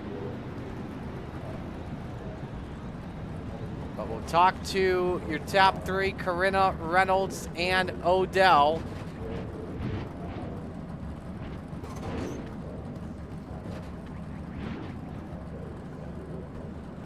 Corinna's taking some extra laps to take this one in. I mean, the greatest rebel that we have ever seen. That is for sure.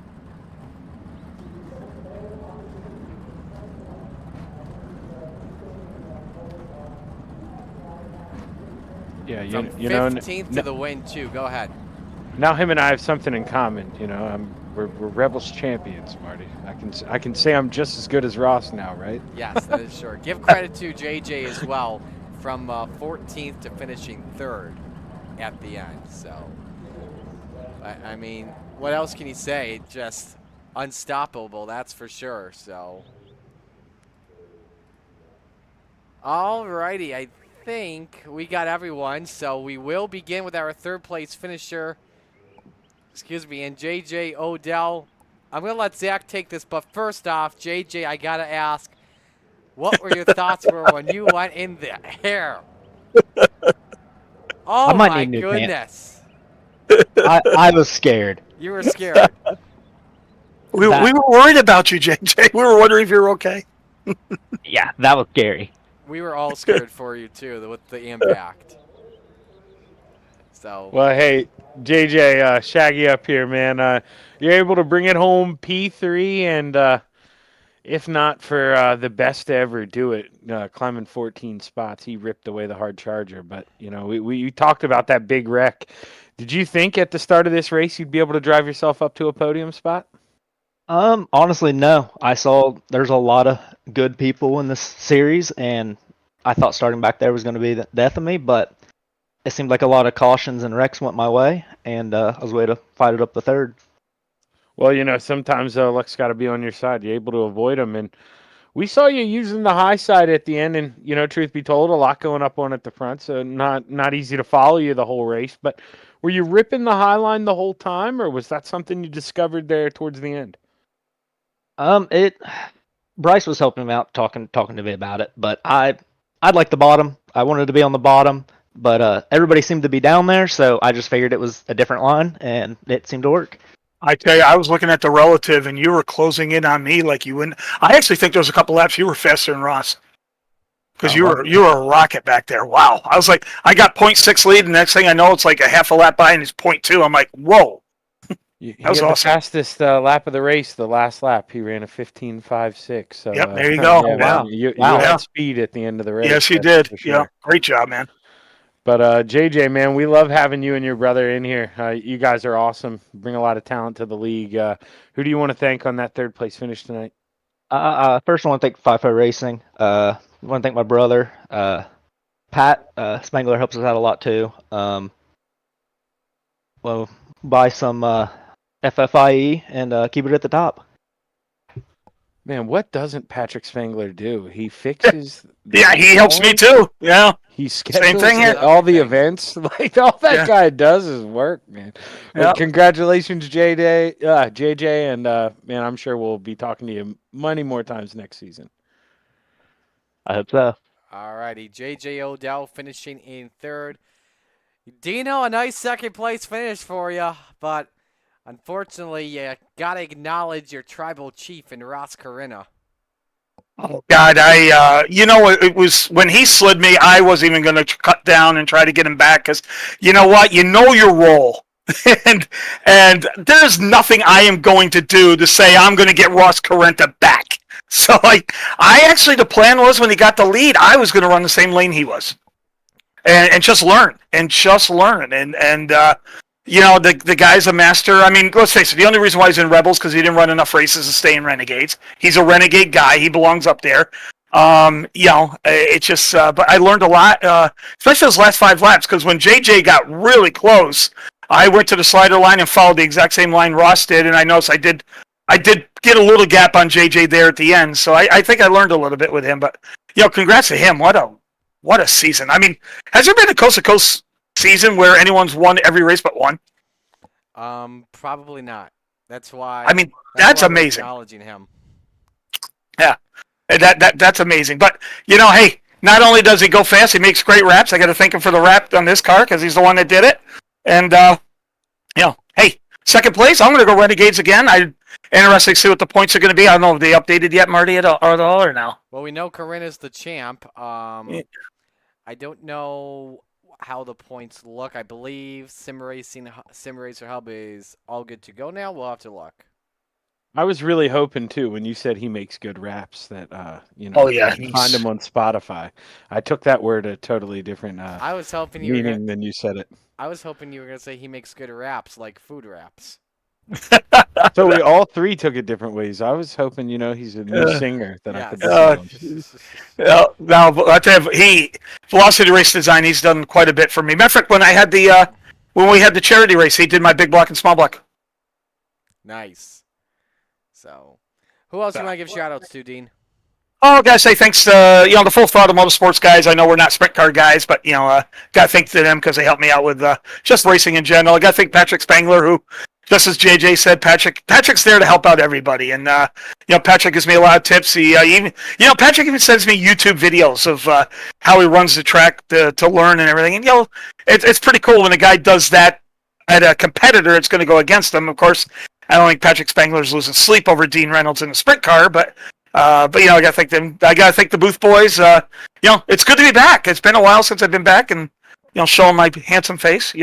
And thank you guys, and thank Coast to Coast for a place to race, and then we'll do it again at Renegades. Awesome, man. Well, great job. We'll talk to you in a bit. Let's bring in Ross Carina here, who went 10 for 10 in Rebels. I mean, Zach, just take it. I mean, what more is there to say? Ross, I picked you tonight, but dude, I picked you as a joke. I didn't think there was any chance in I wanted a bounty. You remember that? I wanted to do another bounty. Yeah, I almost had to give you more money tonight, man. But dude, it's unbelievable. I mean, we both know. Well, everyone in this booth knows. We talked about it earlier. We know you're a Renegades driver, but man, did you think it was going to be this easy this season? No, I mean, I don't know if easy is the right word either, because obviously it's never easy. Even you made it look easy. There's a lot of Rebels drivers that probably don't belong in that division too. So, no, but to go for 10 for 10, that's pretty crazy for anybody, I guess. Wasn't even sure if I was going to make it tonight, but luckily I got registered from abroad and made it just in time to. Well, obviously you guys saw I missed qual and heat, but luckily I was able to run the feature and get the win. Hey Ross, tell the truth. My girlfriend's watching. When you saw the 79 in front of you, did you start to sweat? No. Okay, thank you. Thanks a lot. It's the best response I've ever. I'm standing right here, Ross. Oh man. I guess I did a little bit when you hit the wall in front of me. That kind of. Well, yeah. There you go. Oh man. Oh. Ross, we've had a lot of fun with you with you this season. 10 for 10. Congratulations. I'm sure this has to lock up your Coast to Coast Hall of Fame status whenever that time comes. But congratulations, man. You're the champ. Awesome. You won again tonight. Who you want to thank? Oh, yeah, as always, the Phantom Motorsports guys, Vanderbilt guys, M9 Performance, Weichel Sportswear, Power Outdoors, Velocity Race Design. Obviously, like I said, as always, you guys up in the booth for putting on the show, and then everyone at Coast to Coast behind the scenes, making this league work. Are we going to get a glimpse of the Volusia double tonight? Are you going to go out here and run this one? I'm thinking so. I'm hoping I'll be there. I'll make it work. All right, man. 2 for 2. Let's see it. Congratulations. What a year. And, man, just hats off to you, Ross. Thank you. Good job, Ross. Ross Carina, the champ, and the Rebels. We'll step aside and go to break. When we come back, Renegades time of the Coast to Coast Racing Network.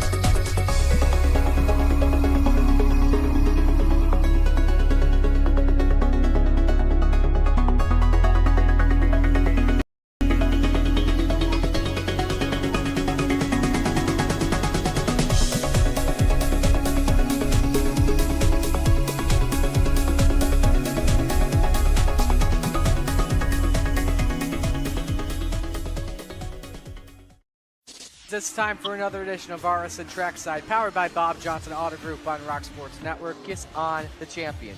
Trying to be a Bit of a hiatus, so let's get.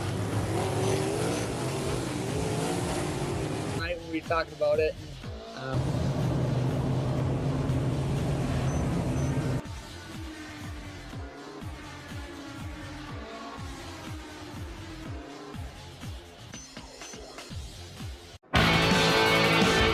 Well, good evening, everybody. Welcome to our weekly race chat. Adam Ross and Clinton Jeffrey are live and interactive every Tuesday night. Rivals Race Chat is your home for race discussion, debate, news, interviews, and more. They'll even take your questions and comments live on the air and talk to some of the newsmakers each week. Tune in every Tuesday night at 8 p.m. on GeForce TV.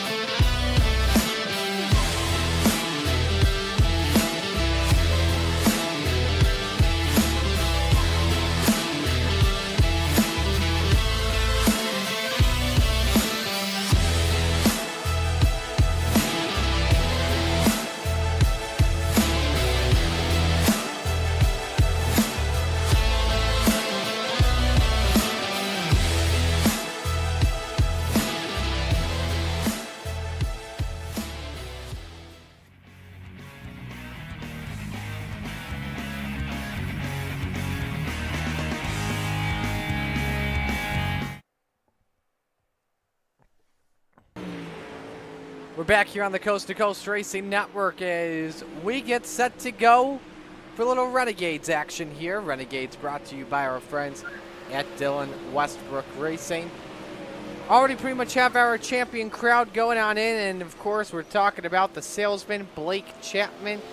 As long as he doesn't, have a mess up tonight, he's pretty much all good to go to take that championship away. So we'll welcome you back here inside our broadcast booth. Marty Sakala with you, joined alongside Dean Reynolds, Zach Chapman, and Brandon Dittmer. Is BD still with us? Yes. Yeah, I'm here. Oh, okay. He is alive. I thought he saw JJ flip again. So let's talk about, while we were waiting to go for Renegades, let's talk about Week 13 coming on up here. As we're looking forward to it. It's going to be a lot of fun next week. I don't know what's planning for Roger, but I believe what he did tell me, if I recall correctly, Roger, if you're listening, send me a text on this to confirm. But I believe we are doing a Bob Light Memorial for Week 13. So I'll be looking forward to that, that's for sure. Hoping as well it is on the asphalt too. I'll keep you posted on that.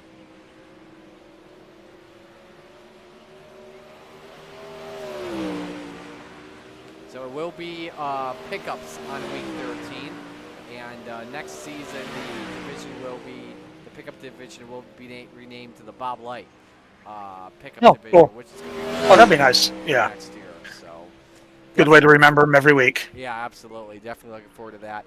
I don't know what the plan is, because like normally on week 13 we like to try stuff out, but we'll be trying a lot of stuff out. One of them next week, Oswego Speedway coming to iRacing. Who's excited for that? Dino, come on, raise your hand. Well, if the dirt came out, I heard the dirt's going to be a patch a little later on down the road, but still, yes.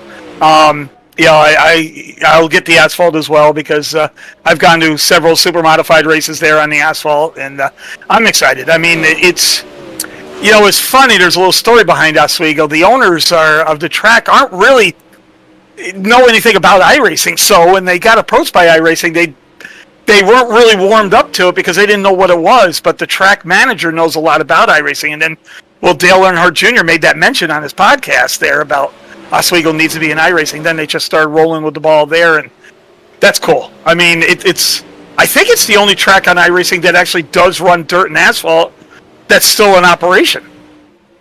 Because Lanier's not anymore, USA's not anymore, right? I think you're correct. Let me double check on that. Yeah, well, and Bristol don't do dirt anymore. Yeah, they don't do dirt anymore. You're right. Let me double check on that. And Dino, I did not realize that's in Pottsville, PA. That is 82 miles away. You're going to see me on my birthday next Tuesday. That is Big cool. Diamond? Big Diamond, Yeah. that is cool. Oh, yeah. I had no idea that was in Lehigh Valley. That's not that far away. I'm totally going to go there. And never. Have you ever been to the track? Nope. No. Yeah, I've never been there before. So Great that'll facility. be a good first. Logan Wentz lives right near there, too. Maybe we'll get him to come. Sounds like a plan. That's where I met him for the first time. Sorry, Marty. We're just You're good. carrying on here. You're good. You're good. All good. We can only talk about Galen's and Chapman so much. Yes, exactly. So, all right, let's go for qualifying here. First driver we're gonna watch. Let's watch the 49, the Vanderbilt driver, Jesse Bandy.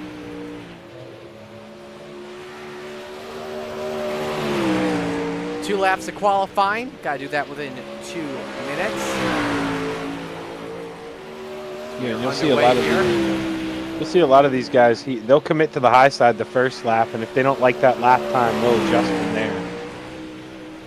So Jesse Bandy sets the bar, 14.209. Jeff Barker looking pretty good. Goes to fourth, 14.472. One more lap to go for the Vanderbilt Master. See if he can improve his time, and he can't. 14.42. Here comes Patrick Spengler across the line. 14.26 betters his lap. Jeff Barker up to fifth quick. Dean Reynolds up to fourth quick. 14.29. Barker sixth. 14.39. Let's go to Stephen Goldner in car number 30. Much better lap he's working on. Somebody just went up. I think it was Jesse X in the second quick. Stephen Goldner slower on lap 2. He's ninth quick. Let's watch Blake Chapman, the salesman. Brad Wade up to sixth, 14.32. Chapman across the start-finish line, better ninth quick, 14.44. Chad Cote across the start-finish line, 14.59 on lap 2. He's 13th at 14.55. Now we watch to see if the boss can improve here off of turns number 3 and 4. This is a better lap. Where will he climb up to? Quick time! 14.171. Acknowledge him. Without a practice lap. Unbelievable, too. Without When he a goes practice back lap. and looks at that, he messed up coming out of 4. He got sideways in the slick. That thing could have been faster. Unbelievable time. Absolutely absurd. So. Bateman with the Renegades next year going for, I think he's going to want the championship. He may go for all the wins. Yeah. All right, heat race number 1 set to go down, brought to you by Flatline Racing Bodies. Here's the starting lineup. On the pole, the salesman Blake Chapman in the 20. Next to him, the 814 of Brad Wade.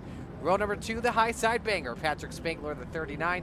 Next to the 10 of Ross, the boss, Corinna. Row 3, Gentleman Jack Hit in the 217. Rounding out the grid is Beat Temp, Brandon Templeton in the 31. Brad Waite's the only guy that doesn't have a nickname. We need to give him a nickname. Who's that? Brad Waite. Bradway. What can I call him? I wish Let we me could think let on that one, Mark. We'll come up with Shake weight something. into there somehow, but that Yeah. just doesn't make sense. I don't want to go BW because we got BD. Yeah. Yeah. I don't know. That's a tough one.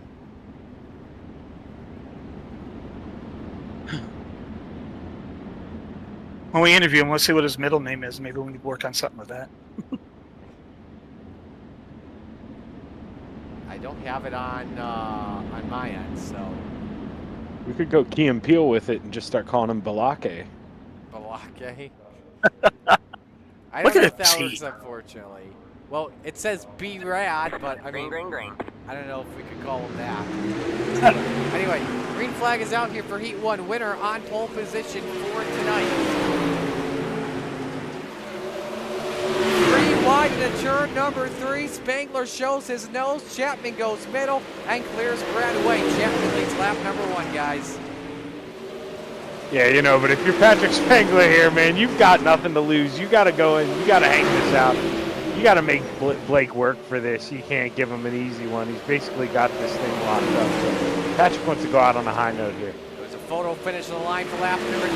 Spangler, though, rolling downstairs. Does he throw a slider possibly? No, I think he's feeling good down there because it's hard to throw a slider with 2 cars up top, and I think he likes where he's going right here. You know, and you're right, Shaggy. Spangler wants to win this because if Blake's going to win that championship, he's still got to get around me. That's how he's going to feel.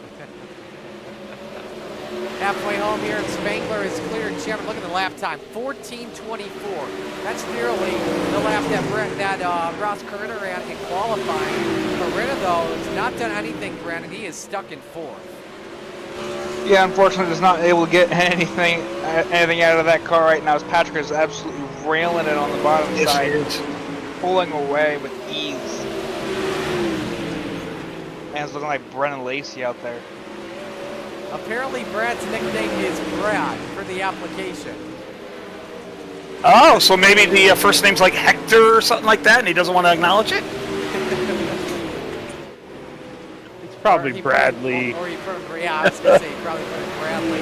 But anyway, final lap is underway as Corinna tries to move a spot up into 3rd, which he does in the slider. Waits trying to counter back. You know who's going to start on pole? It's Patrick Spangler. Blake Chapman to finish 2nd. Who's going to finish 3rd? Ross Corinna takes it. Brad Wade 4th, Jack hit 5th, and Brandon Templeton 6th. Spangler, though, gets it done in Heat 1. Yeah, that was a statement with Chapman and Patrick. They're telling Ross, hey, dude, you're in Renegades. We're still here. We now go to Heat 2, brought to you by Full Throttle Motorsports. Bob DeGood on pole position in car number 7. Next to him, Gavin Chatham in the 99. Row number 2, Superman Kurt Schetzer in the 218. And Jesse, the Bandy Boat Master, Bandy in the 49. Rounding out the field in row number 3, the Goose, Chad Cote in the 11, and Steven Stewart in the 29. Up and down season for that 49 car of Jesse Bandy. Good to see him back qualifying strong, but as you see, you qualify strong, it punishes you sometimes. It's going to be real hard to get around that 99 of Gavin Chapman. Yeah, Gavin is, I heard what you guys were saying in the last race, and, thanks, Gavin. He is a gentleman, though. He's a good racer and everything else, and he's the guy that if I'm going to get into you, I will wipe myself out and make sure I don't do it. But you're right, Shaggy. He's fast. I think this heat could be his. Winner starts outside of the front row. Green flag is out. Here we go. Not a good start for Bob DeGood. Gavin Chatham with the advantage into turn 1. Immediately clears. 3 wide for 2nd with Schetzer. Stuck in the middle for just a split second. Wow, Bandy, how close can you get? Curtain. Oh, man. I think Bandy closed his eyes and said, let's hope this works. Yeah, absolutely. But look at this. Schetzer trying to pitch him down low. Both get tight. This is some good stuff here for 2nd. Chav's like, thanks for doing this, boys. I'll get away from them. But man, these two are like magnets right now, Brandon. They won't get away from each other. Yeah, it is about as entertaining as can be to watch. Because they have gotten they basically touched each other's Nerf bars before they got off each other. Almost slides up into the next row. And it's unbelievable. While they're racing this hard, they're still running down the 99 of Gavin Chatham. Here comes Jesse Bandy. In fact, Bandy ran a 14.68, now a 14.56. 2nd groove on Chatham for the race lead. Can he get it? Not just yet, Dino. Well, Bandy Bill is named after a guy, so I'm not surprised that he's got some stuff. Wow, that was way too close to call at the line. good thing that wasn't the last lap because Bandy, he's gonna easily get this thing. I think unless we see a big time slider from the 99 come out of Stuart his sideways. Schatzer gave the bumper big time contact. Schatzer and Cote barrel rolling. Holy, somebody is flipping through the infield. That was Was it the Jack Goose? Cote. The Goose. And we got a new leader. Yeah, Yeah. Jesse Bandy really shut the door, going, Oh! oh, contact! They touched for the race lead. Chatham may Hail Marion in turns 3 and 4. Bandy's got it clear. He can play defense. Oh, Chatham caught the inside wall. Bandy takes the win in Heat 3 or Heat 2. Well, maybe we can relive the old rivalry. We got a little Bandy Bill and training wheels on that front row. Show you here. Oh, we just lost it. Cote catches Stewart after he was sideways and both have nowhere to go and big impacts. And look at the ride the Goose takes. That is a 10 out of 10 on the vault. Oh boy, look who you got to pass, Dino. Good luck. Somebody put Chad Cote in the Olympics. Yeah, speaking about the anchor of Bandy Belt, I mean, yeah, we've had some good years with Lacey, but I think when you think of Bandy Belt, you still think of Stephen Goldner. Oh, absolutely. Here's the lineup for Heat 3, brought to you by Glenridge Motorsports Park. Front row has Stephen Goldner on the pole next to the Brew to Beast, Jeff Barker in the 513. Row 2, Dean Reynolds in the 79, and Jesse Atkinson in the 127, the Pink Panther. Final row has the captain Gary Taylor in the 34, and Barry Goldner in the 36.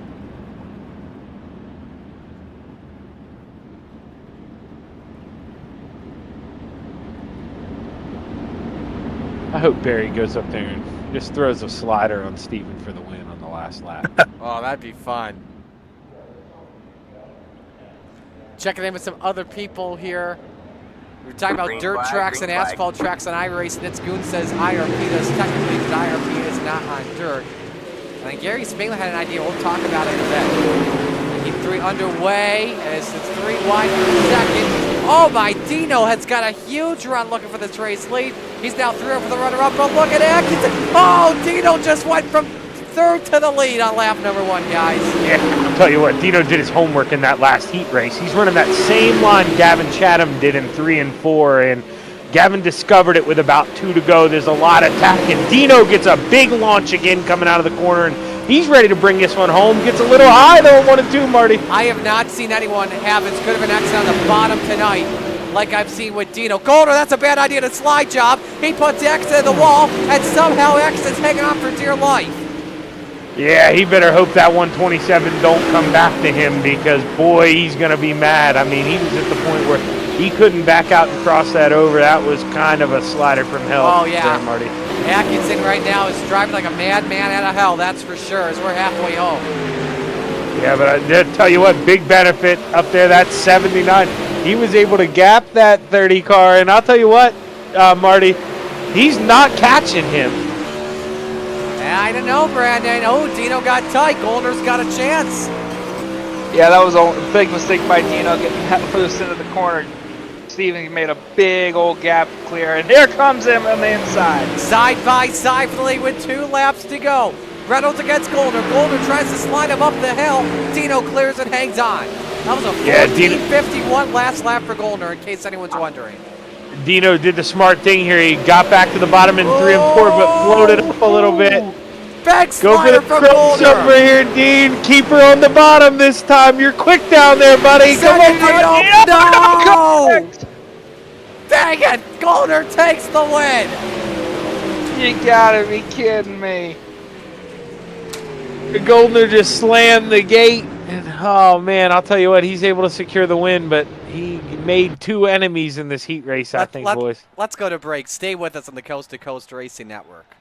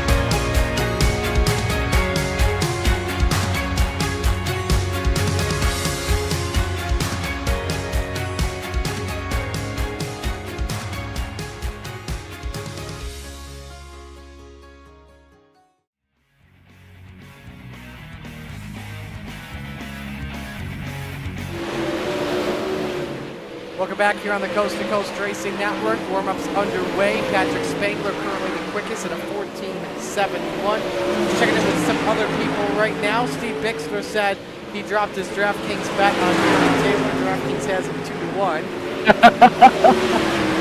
Well, what did he bet on Gary Taylor to do? That's a good question. I don't know. You know, they salty dogs. They got some unique hobbies. Yeah. I don't know. Maybe 2-1 on what the Salty Dogs have been. I don't know. And then Gary Spangler says, "Hey Marty, why not put together a sprint speed week for my race? 5 nights, 5 different tracks for an overall champ. That'd be fun." That would be a lot of fun. It would be. Who had that idea? Well, is this coming season when they do the Knox Hill Nationals, or no? That's next season. Or is it? It is. Because we'll be in. Yeah, it'll be sometime end of July. I would assume we'd be doing it sometime end of July, early August. So, but anyway, 30 lap feature coming up. Let's meet the field and give you your RSN Trackside starting lineup. On the pole, the high side banger, Patrick Spangler in the number 39. Next to him, Jesse Bandy in the 49. Row number 2, Stephen Goldner in car number 30, and the salesman, Blake Chapman, in the 20. Row number 3, it's Gavin Chatham with the 99, the Virtue Beast, Jeff Barker in the 513. Row number 4, it's the boss, Ross Corinna in the 10, and Steven Stewart in the number 29. Rounding out the top 10, the Pink Panther, Jesse X in the 127, and Brad Waite in the 814.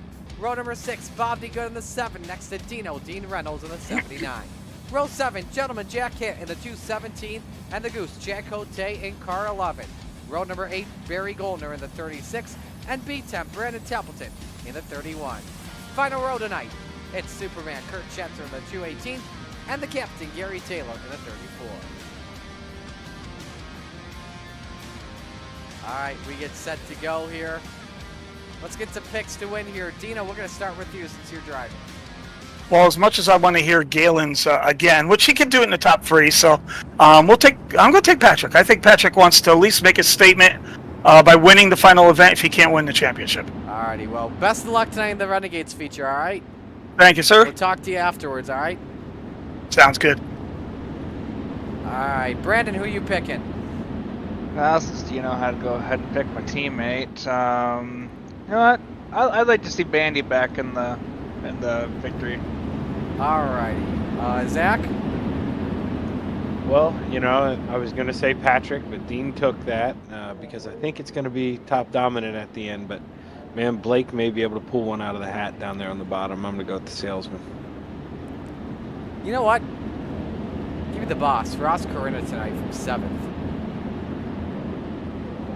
Great pick. Thank I can't you. believe I didn't think of him. Thank you. I got to pick the boss. I have to acknowledge my tribal chief. Alrighty, 35 laps here around Volusia Speedway Park. Spangler and Bandy set to bring us to the green flag.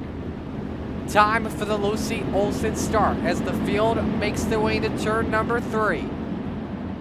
It's time to wing it and bring it, because where else would you rather be than right here, right now, Spangler and Bandy, showtime at Volusia. Great restart from Patrick Spangler. He can go wherever he wants, and he floats up real high going into turn 3. We got the top 3 run 3 different lines in turns 3 and 4, Marty. Spangler leads lap 1. Goldner takes 2nd from Jesse Bandy. Blake Chapman in 4th, and then battle for Finn, Jeff Barker and Gavin Chatham. Barker started 6th and up to 5th. Brandon Barker may be the most improved driver of the season as we see Chapman thread the needle for 2nd. Yeah, he has been doing absolutely amazing this season. I'd love to see the improvement. It's incredible to watch. As he kind of sits 5th and battle for 7th here. Side by side. Let's watch this race for 3rd. It's a smorgasbord. Look at Dino gripping the top. Kiss the wall, finds his way up to the 8th position. He's got 3 wide in front of him though. Nance has to battle the boss. This is a great start to this one, folks. Oh my goodness. Barker now neck coated in front. Oh, look out the back. A lot of contact, everybody hanging on to it for dear life. Look at Dino, though. He's not afraid. He threw that around the outside, up in the chips here. Here he goes. Big run out of 4. Oh, man, look at Dino. 5th went to Gavin Chatham at the line. In front of them, though, Stephen Goldner has cleared Blake Chapman for the 3rd position. Oh, trouble, Gary Taylor. Oh, Barry's lost the top wing. He just came out of the flip pit and somehow is going to keep the car on the track. This could get interesting when it comes to lap traffic.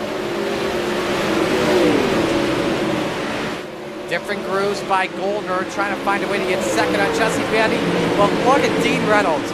Oh my goodness, all over the Renegades champ. And now we got trouble, Jack Cote. And he has gone for a flip as well. Last thing Patrick Spangler wanted to see, almost a 2-second lead out front. Marty, he was in his own zip code. Huh, sounds like me last week.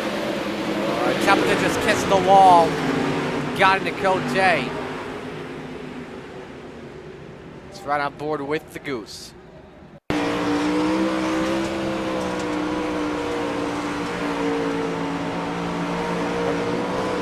Definitely kissed the wall, but man, he didn't have much room, so. Yeah.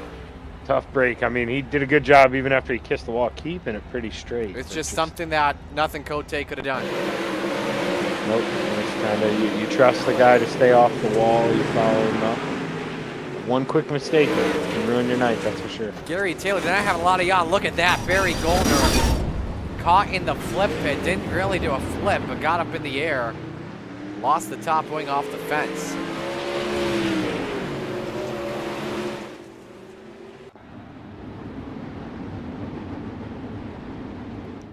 So first yellow flies here in this feature. Take a look at the 5-lap average here, see who the best car is on the track. You can easily tell it's Patrick Spangler right now, but the second best is Dean Reynolds running in the 5th spot. No surprise. Also the hard charger right now, Marty. Started 12th up to 5th, so Dino said, Ross, you know, you may have had the better car than me last race, but man, Dino really found something. He hooked up and drove around him on the outside. Give credit as well to Brandon Templeton, up 7 spots. He restarts in 9th tonight.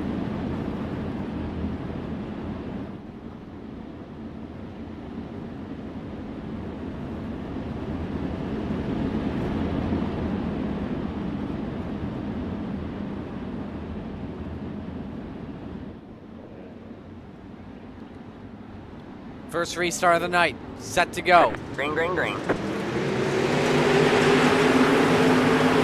Spangler holds serve, is able to increase this lead.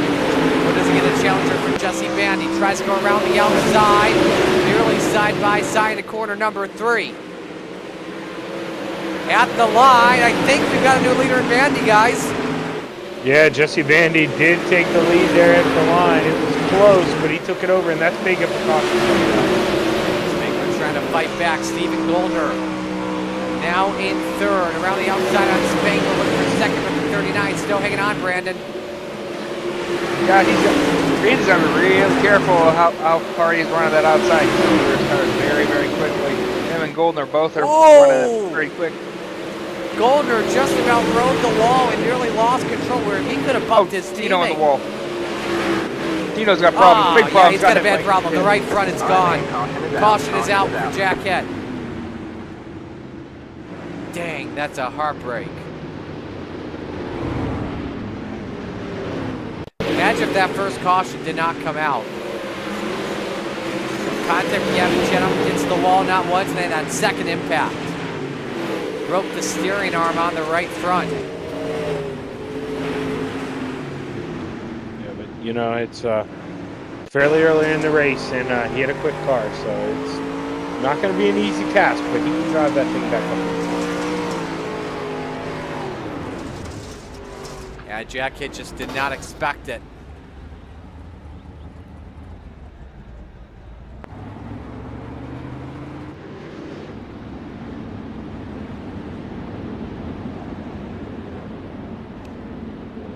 Let's talk about what's coming up here the rest of the week on the Coast to Coast Racing Network for Championship Week. On Tuesday, on Wednesday, Hometown Heroes at Cedar Lake Speedway, as well as the Truck Trail at Worldwide Technology Raceway, OSRN. We'll have the broadcast for that. Then Thursday night, we'll be back with you for Thursday Night Thunder for small blocks and big blocks at Williams Grove. Extreme eSpeed TV will take over for late models and the Xfinity Trail, which will run at Sonoma. Man, Roger got me. He clipped me with my new haircut. He put me in the driver's chat. Uh-oh. Is this in the lounge? Yeah, on Facebook, yeah. This is gonna be good. Oh yeah, I already saw that, yeah.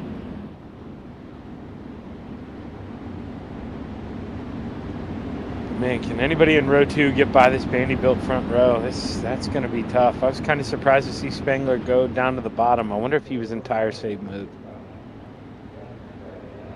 Green, green, green. Let's see what happens. We come back to green.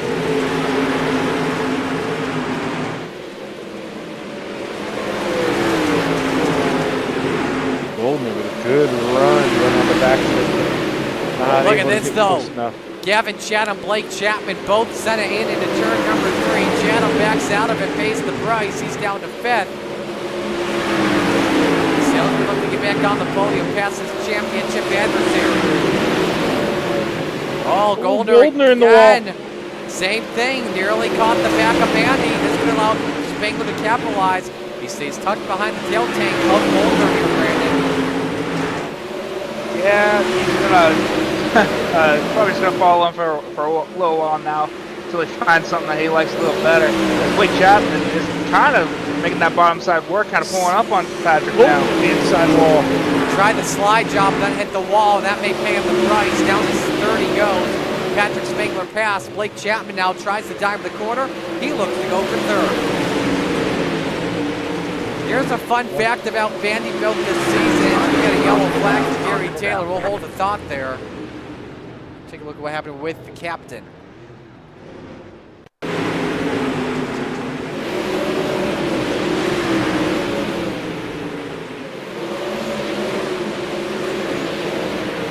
Got turned off of the bumper of Jack Hitty, yawed up into him.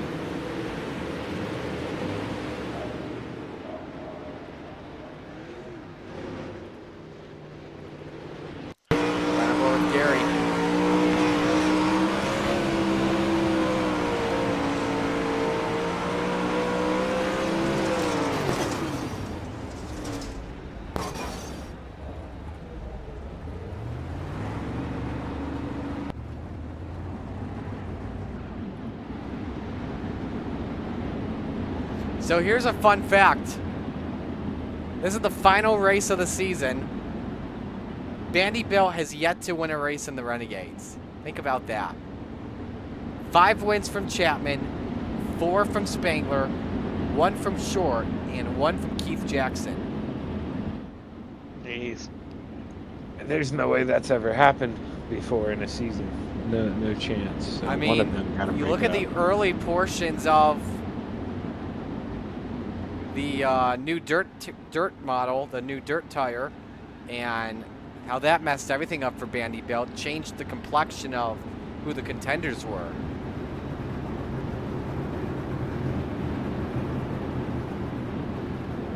Tell you what here, Patrick Spangler's best friend is this single file restart. If this thing would have been double file, man, that would have been tough on him.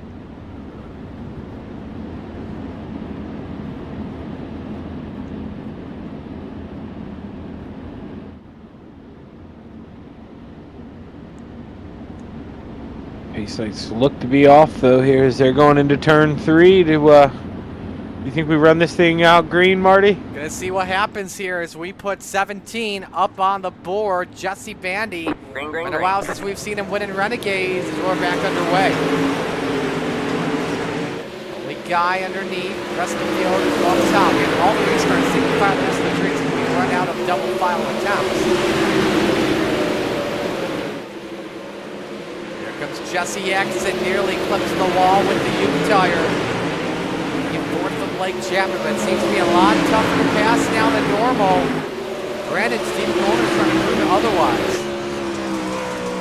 Yeah, kind of coming this late in the race, you're gonna see that tire wear definitely come into a factor.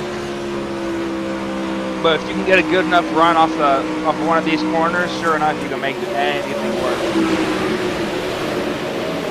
Andy kisses the wall pretty good there, but man, him and Goldner are just doing that perfect. Jesse exited with how about the man that started 17th up to 7th tonight? Bert Schatzer, currently your biggest mover of the race, followed by Brandon Templeton up 7 and 9. Back to the race for second here, Zach, is Goldner trying to get back there.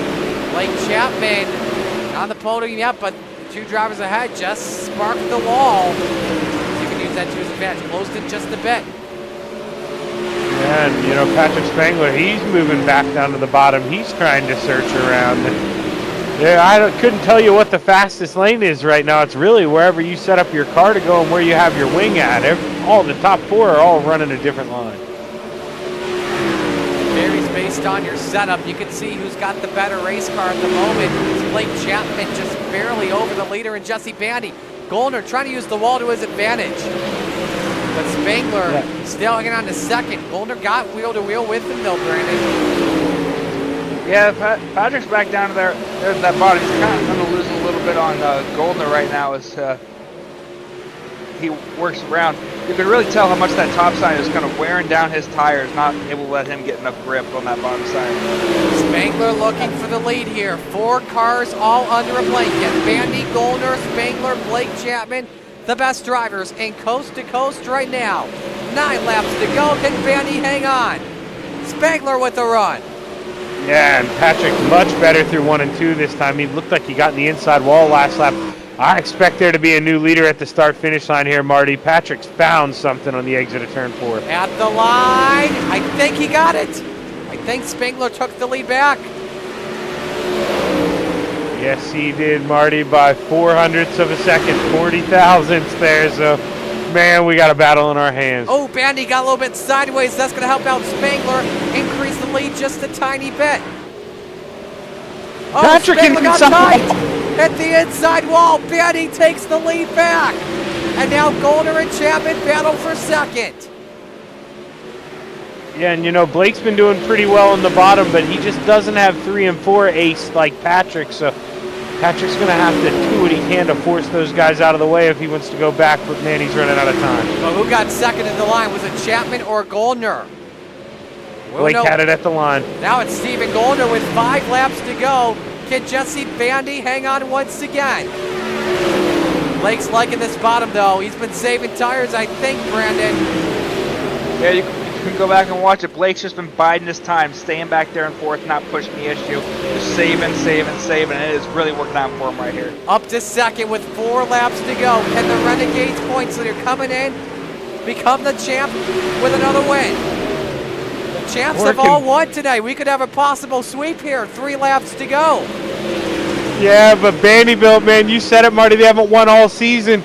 He's going to put up the biggest fight he ever has, but Blake, what a run through 1 and 2. Chapman, though, got a little bit tight, pushed up. Jesse exit has crashed. No caution. We stay green. 2 laps to go. Bandy trying to hang on, get Vanderbilt a win. Kevin Chatham starting to close out the top 4. Caution waits for Jesse.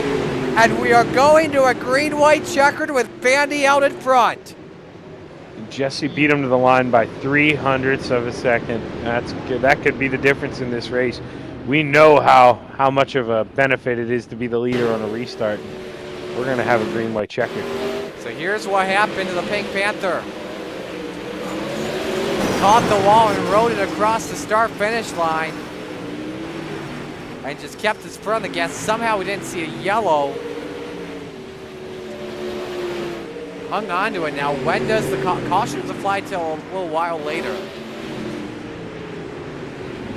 Pulls onto the inside. Did the leaders pass him here? No, Gary Taylor passed him. The leaders were approaching him at the same time, which is what forced things to go to a green-white checkered.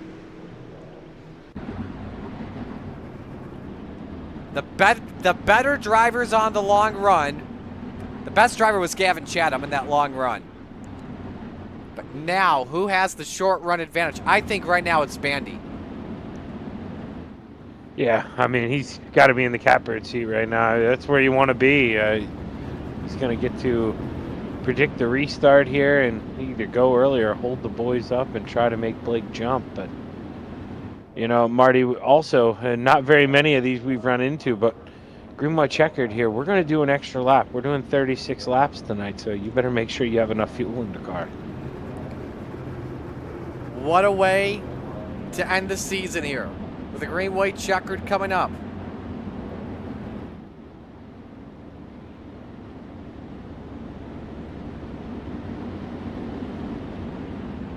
They might not be done yet. You know, First we get two attempts at attempts. a green, white, checkered. Absolutely, Yeah, so great point. You better make sure you got enough gas in the car. Bandy, I think Bandy may be trying to save fuel here possibly with that swerve underneath. It looked that way. He's got to be sweating a little bit. Shaking the tank from the looks of it possibly. Green, white, checkered. Green, Bandy green. goes. Horrible restart for Blake Chapman. Goldner in the wall, Goldner in the though. wall. Hanging on for dear life. And Spangler getting third off for 2. How did Goldner not lose third place How did after that Goldner run not- in the wall? How did Steven not end up in the flip pits? What I'm wondering. White flag is out. 1 lap to go for Jesse Bandy. Blake Chapman's got one last shot off for turn number 2. He's on Bandy's running out of fuel, I think. Chapman's got one final shot around the outside. Last lap pass. The salesman. Cha-ching! Blake Chapman does it. Bandy's What out a of way to gas. end the season. He had to run out of gas, Marty. That had to be it. That had to be it. Those Bandy guys, they love to run low fuel and push it. That extra lap was everything tonight. Oh my gosh. Pandemonium at Volusia Speedway Park. Unbelievable stuff. Let's ride on board with Jesse Bandy at the white flag. Listen closely.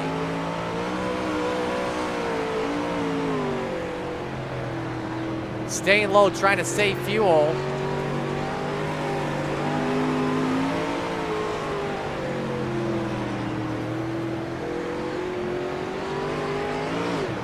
It surged off for turn 4. That was the difference. Let's watch this once again.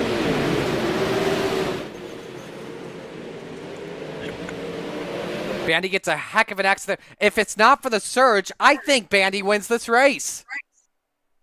I really 100%. You can hear him that last lap really babying it down the backstretch.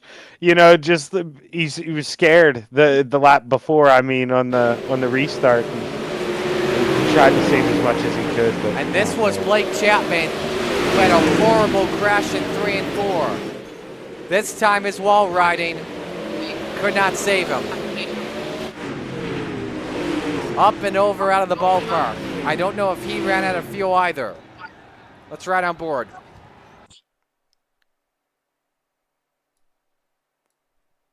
Uh-oh.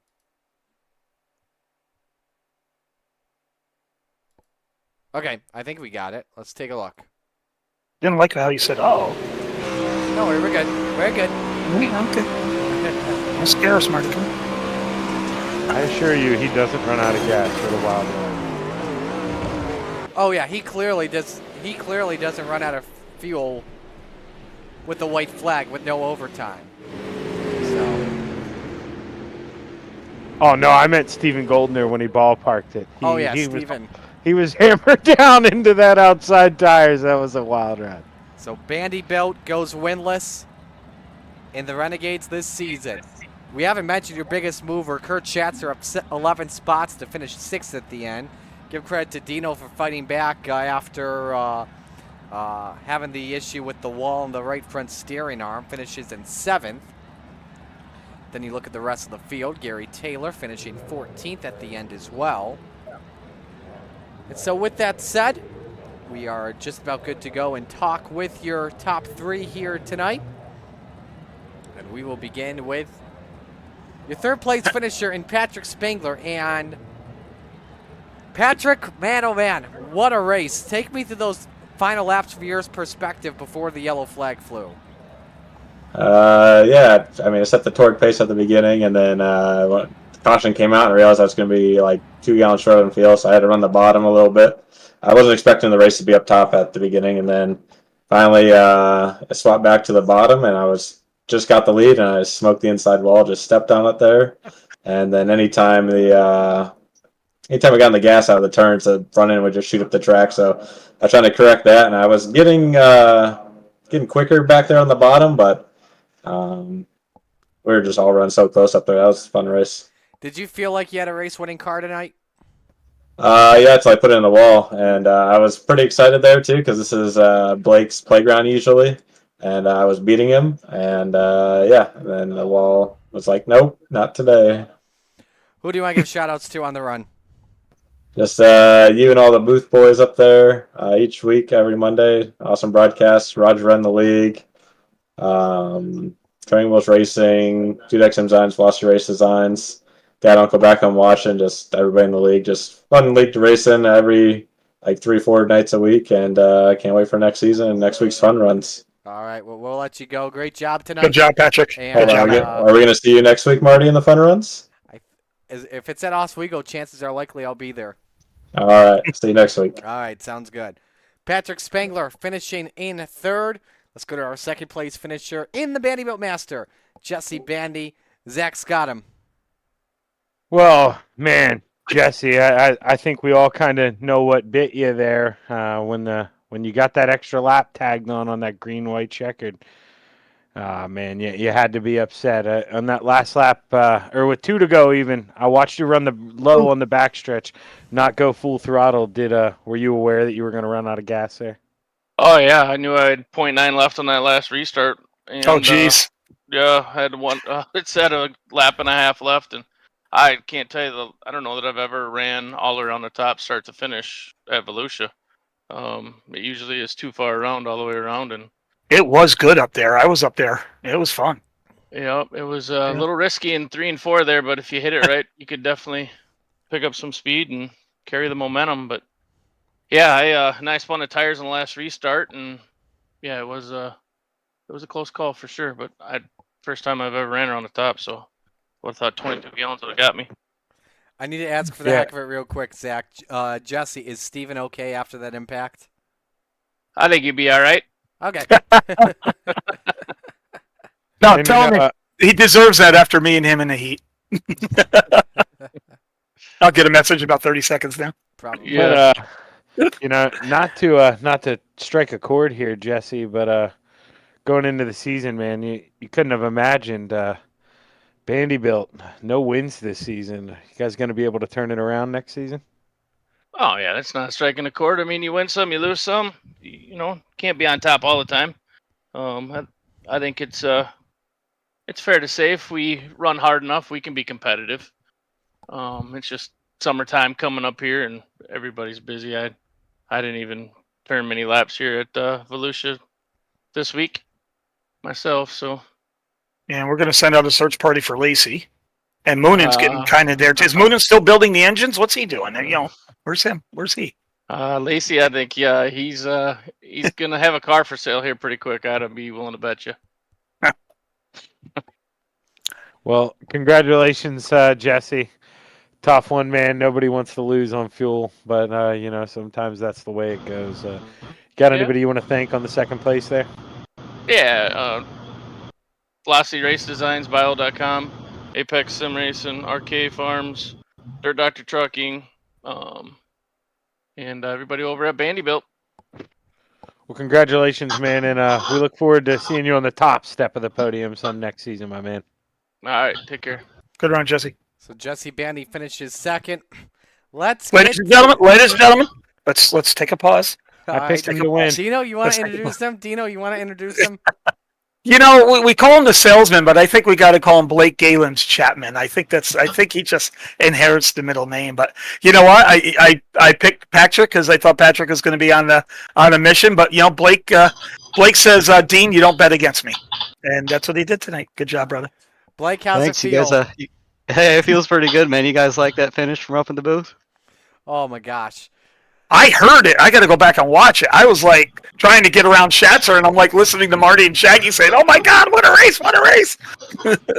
Yeah, that the race is really intense. I mean, I didn't want to get any X's or hit anybody, and Mandy and Golden are both running outside of me, so I didn't want to come up too much and then end up taking myself out or anything. And when that final caution came out, thought I was kind of done for, but the white flag came out there, and I saw Bandy's pace slow down a lot heading into one, and I figured when he went low, he was running low on fuel, so able to take the middle lane there and just enough to get around him. Blake, what do Marty, you go ahead? Oh, sorry. Yeah, Marty. You know, it was interesting because you remember when Patrick came into our booth to talk to us. Blake, do you actually concentrate on not getting any X's? Because when you talk 10 to 12 races and you get 2 drops, so let's say 10 races, if you get 4X less than somebody else, that's 40 points. But if you get a 0X, that's another 5 points. Do you concentrate on that sometimes? I don't really. I mean, I try to drive everybody as clean as possible. Sometimes those X's are just unavoidable, but I was able to run the bottom a lot pretty much at every track this season, and nobody else was really down there with me, so I think that helped a lot. Keeping it out of the wall helps a lot, but I look at the standings and see that .005 in incidents. That kind of upsets me a little bit. I'd love to see it all straight zeros, but yeah, that's about as low as you can get. Yeah, so I need to ask real quick about that. Is that only 2 incident points all year, Blake? I'm not sure on the math on that, but I think it might be. Can we verify that Roger Craig did that to you? Because in the past, for Bob Light, we talked about Bob Light almost had an incident-free season in the GT3s. And That's Roger right, yeah. ruined it. So we need to see if we can find video confirmation. And if Roger ruined that for you, oh man, we're gonna have to really bust it. That's gonna get we can blame it on Roger. Yeah, I'm game of blaming it on Roger. Yeah, I'm fine blaming it on Roger too. There you go. Same. 3 out of 3. All right, it's done. Okay, it's Roger. That's it. Yeah. So. Case solved. Blake, what's it mean to end this season with the dub at the same time?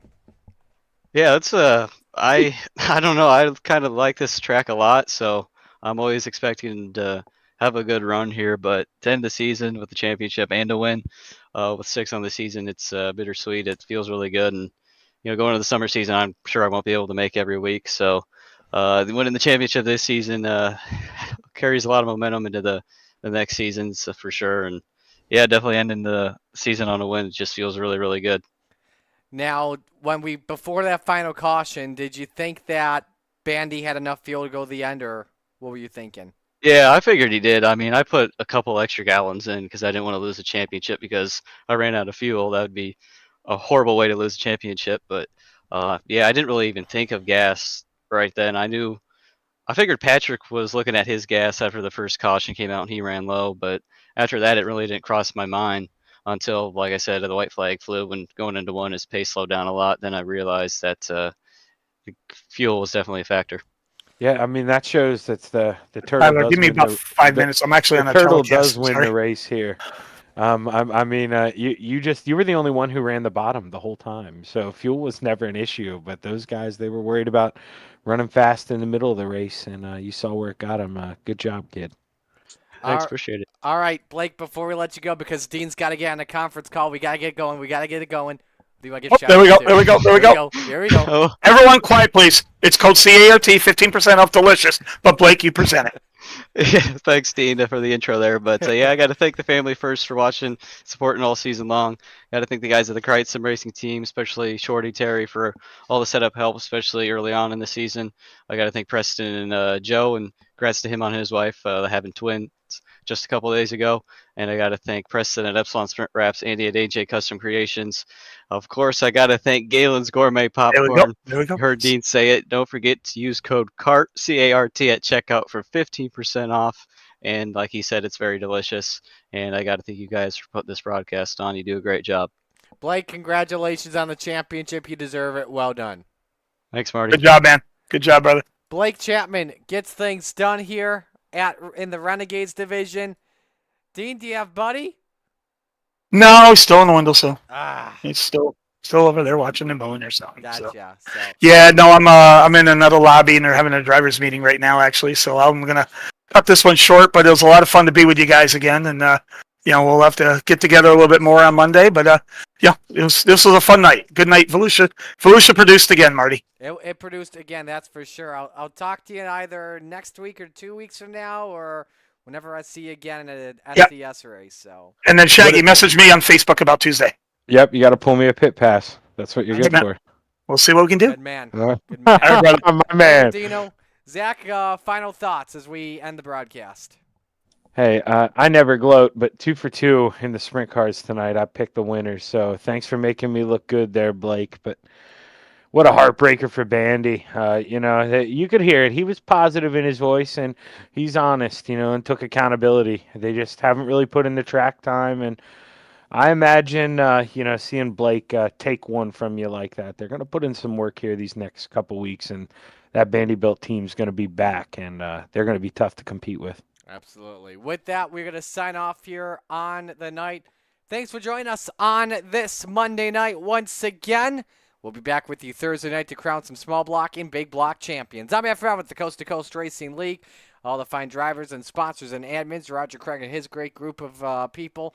On behalf of my broadcast partners tonight, Brandon Dittmer, Dean Reynolds, Zach Chapman, Marty Sakala sign off. Congrats to your winners and your champions tonight. Open 358's Anthony Morano, Rebels tonight, Gras Carina, and Renegades Blake Chapman. So long, everyone.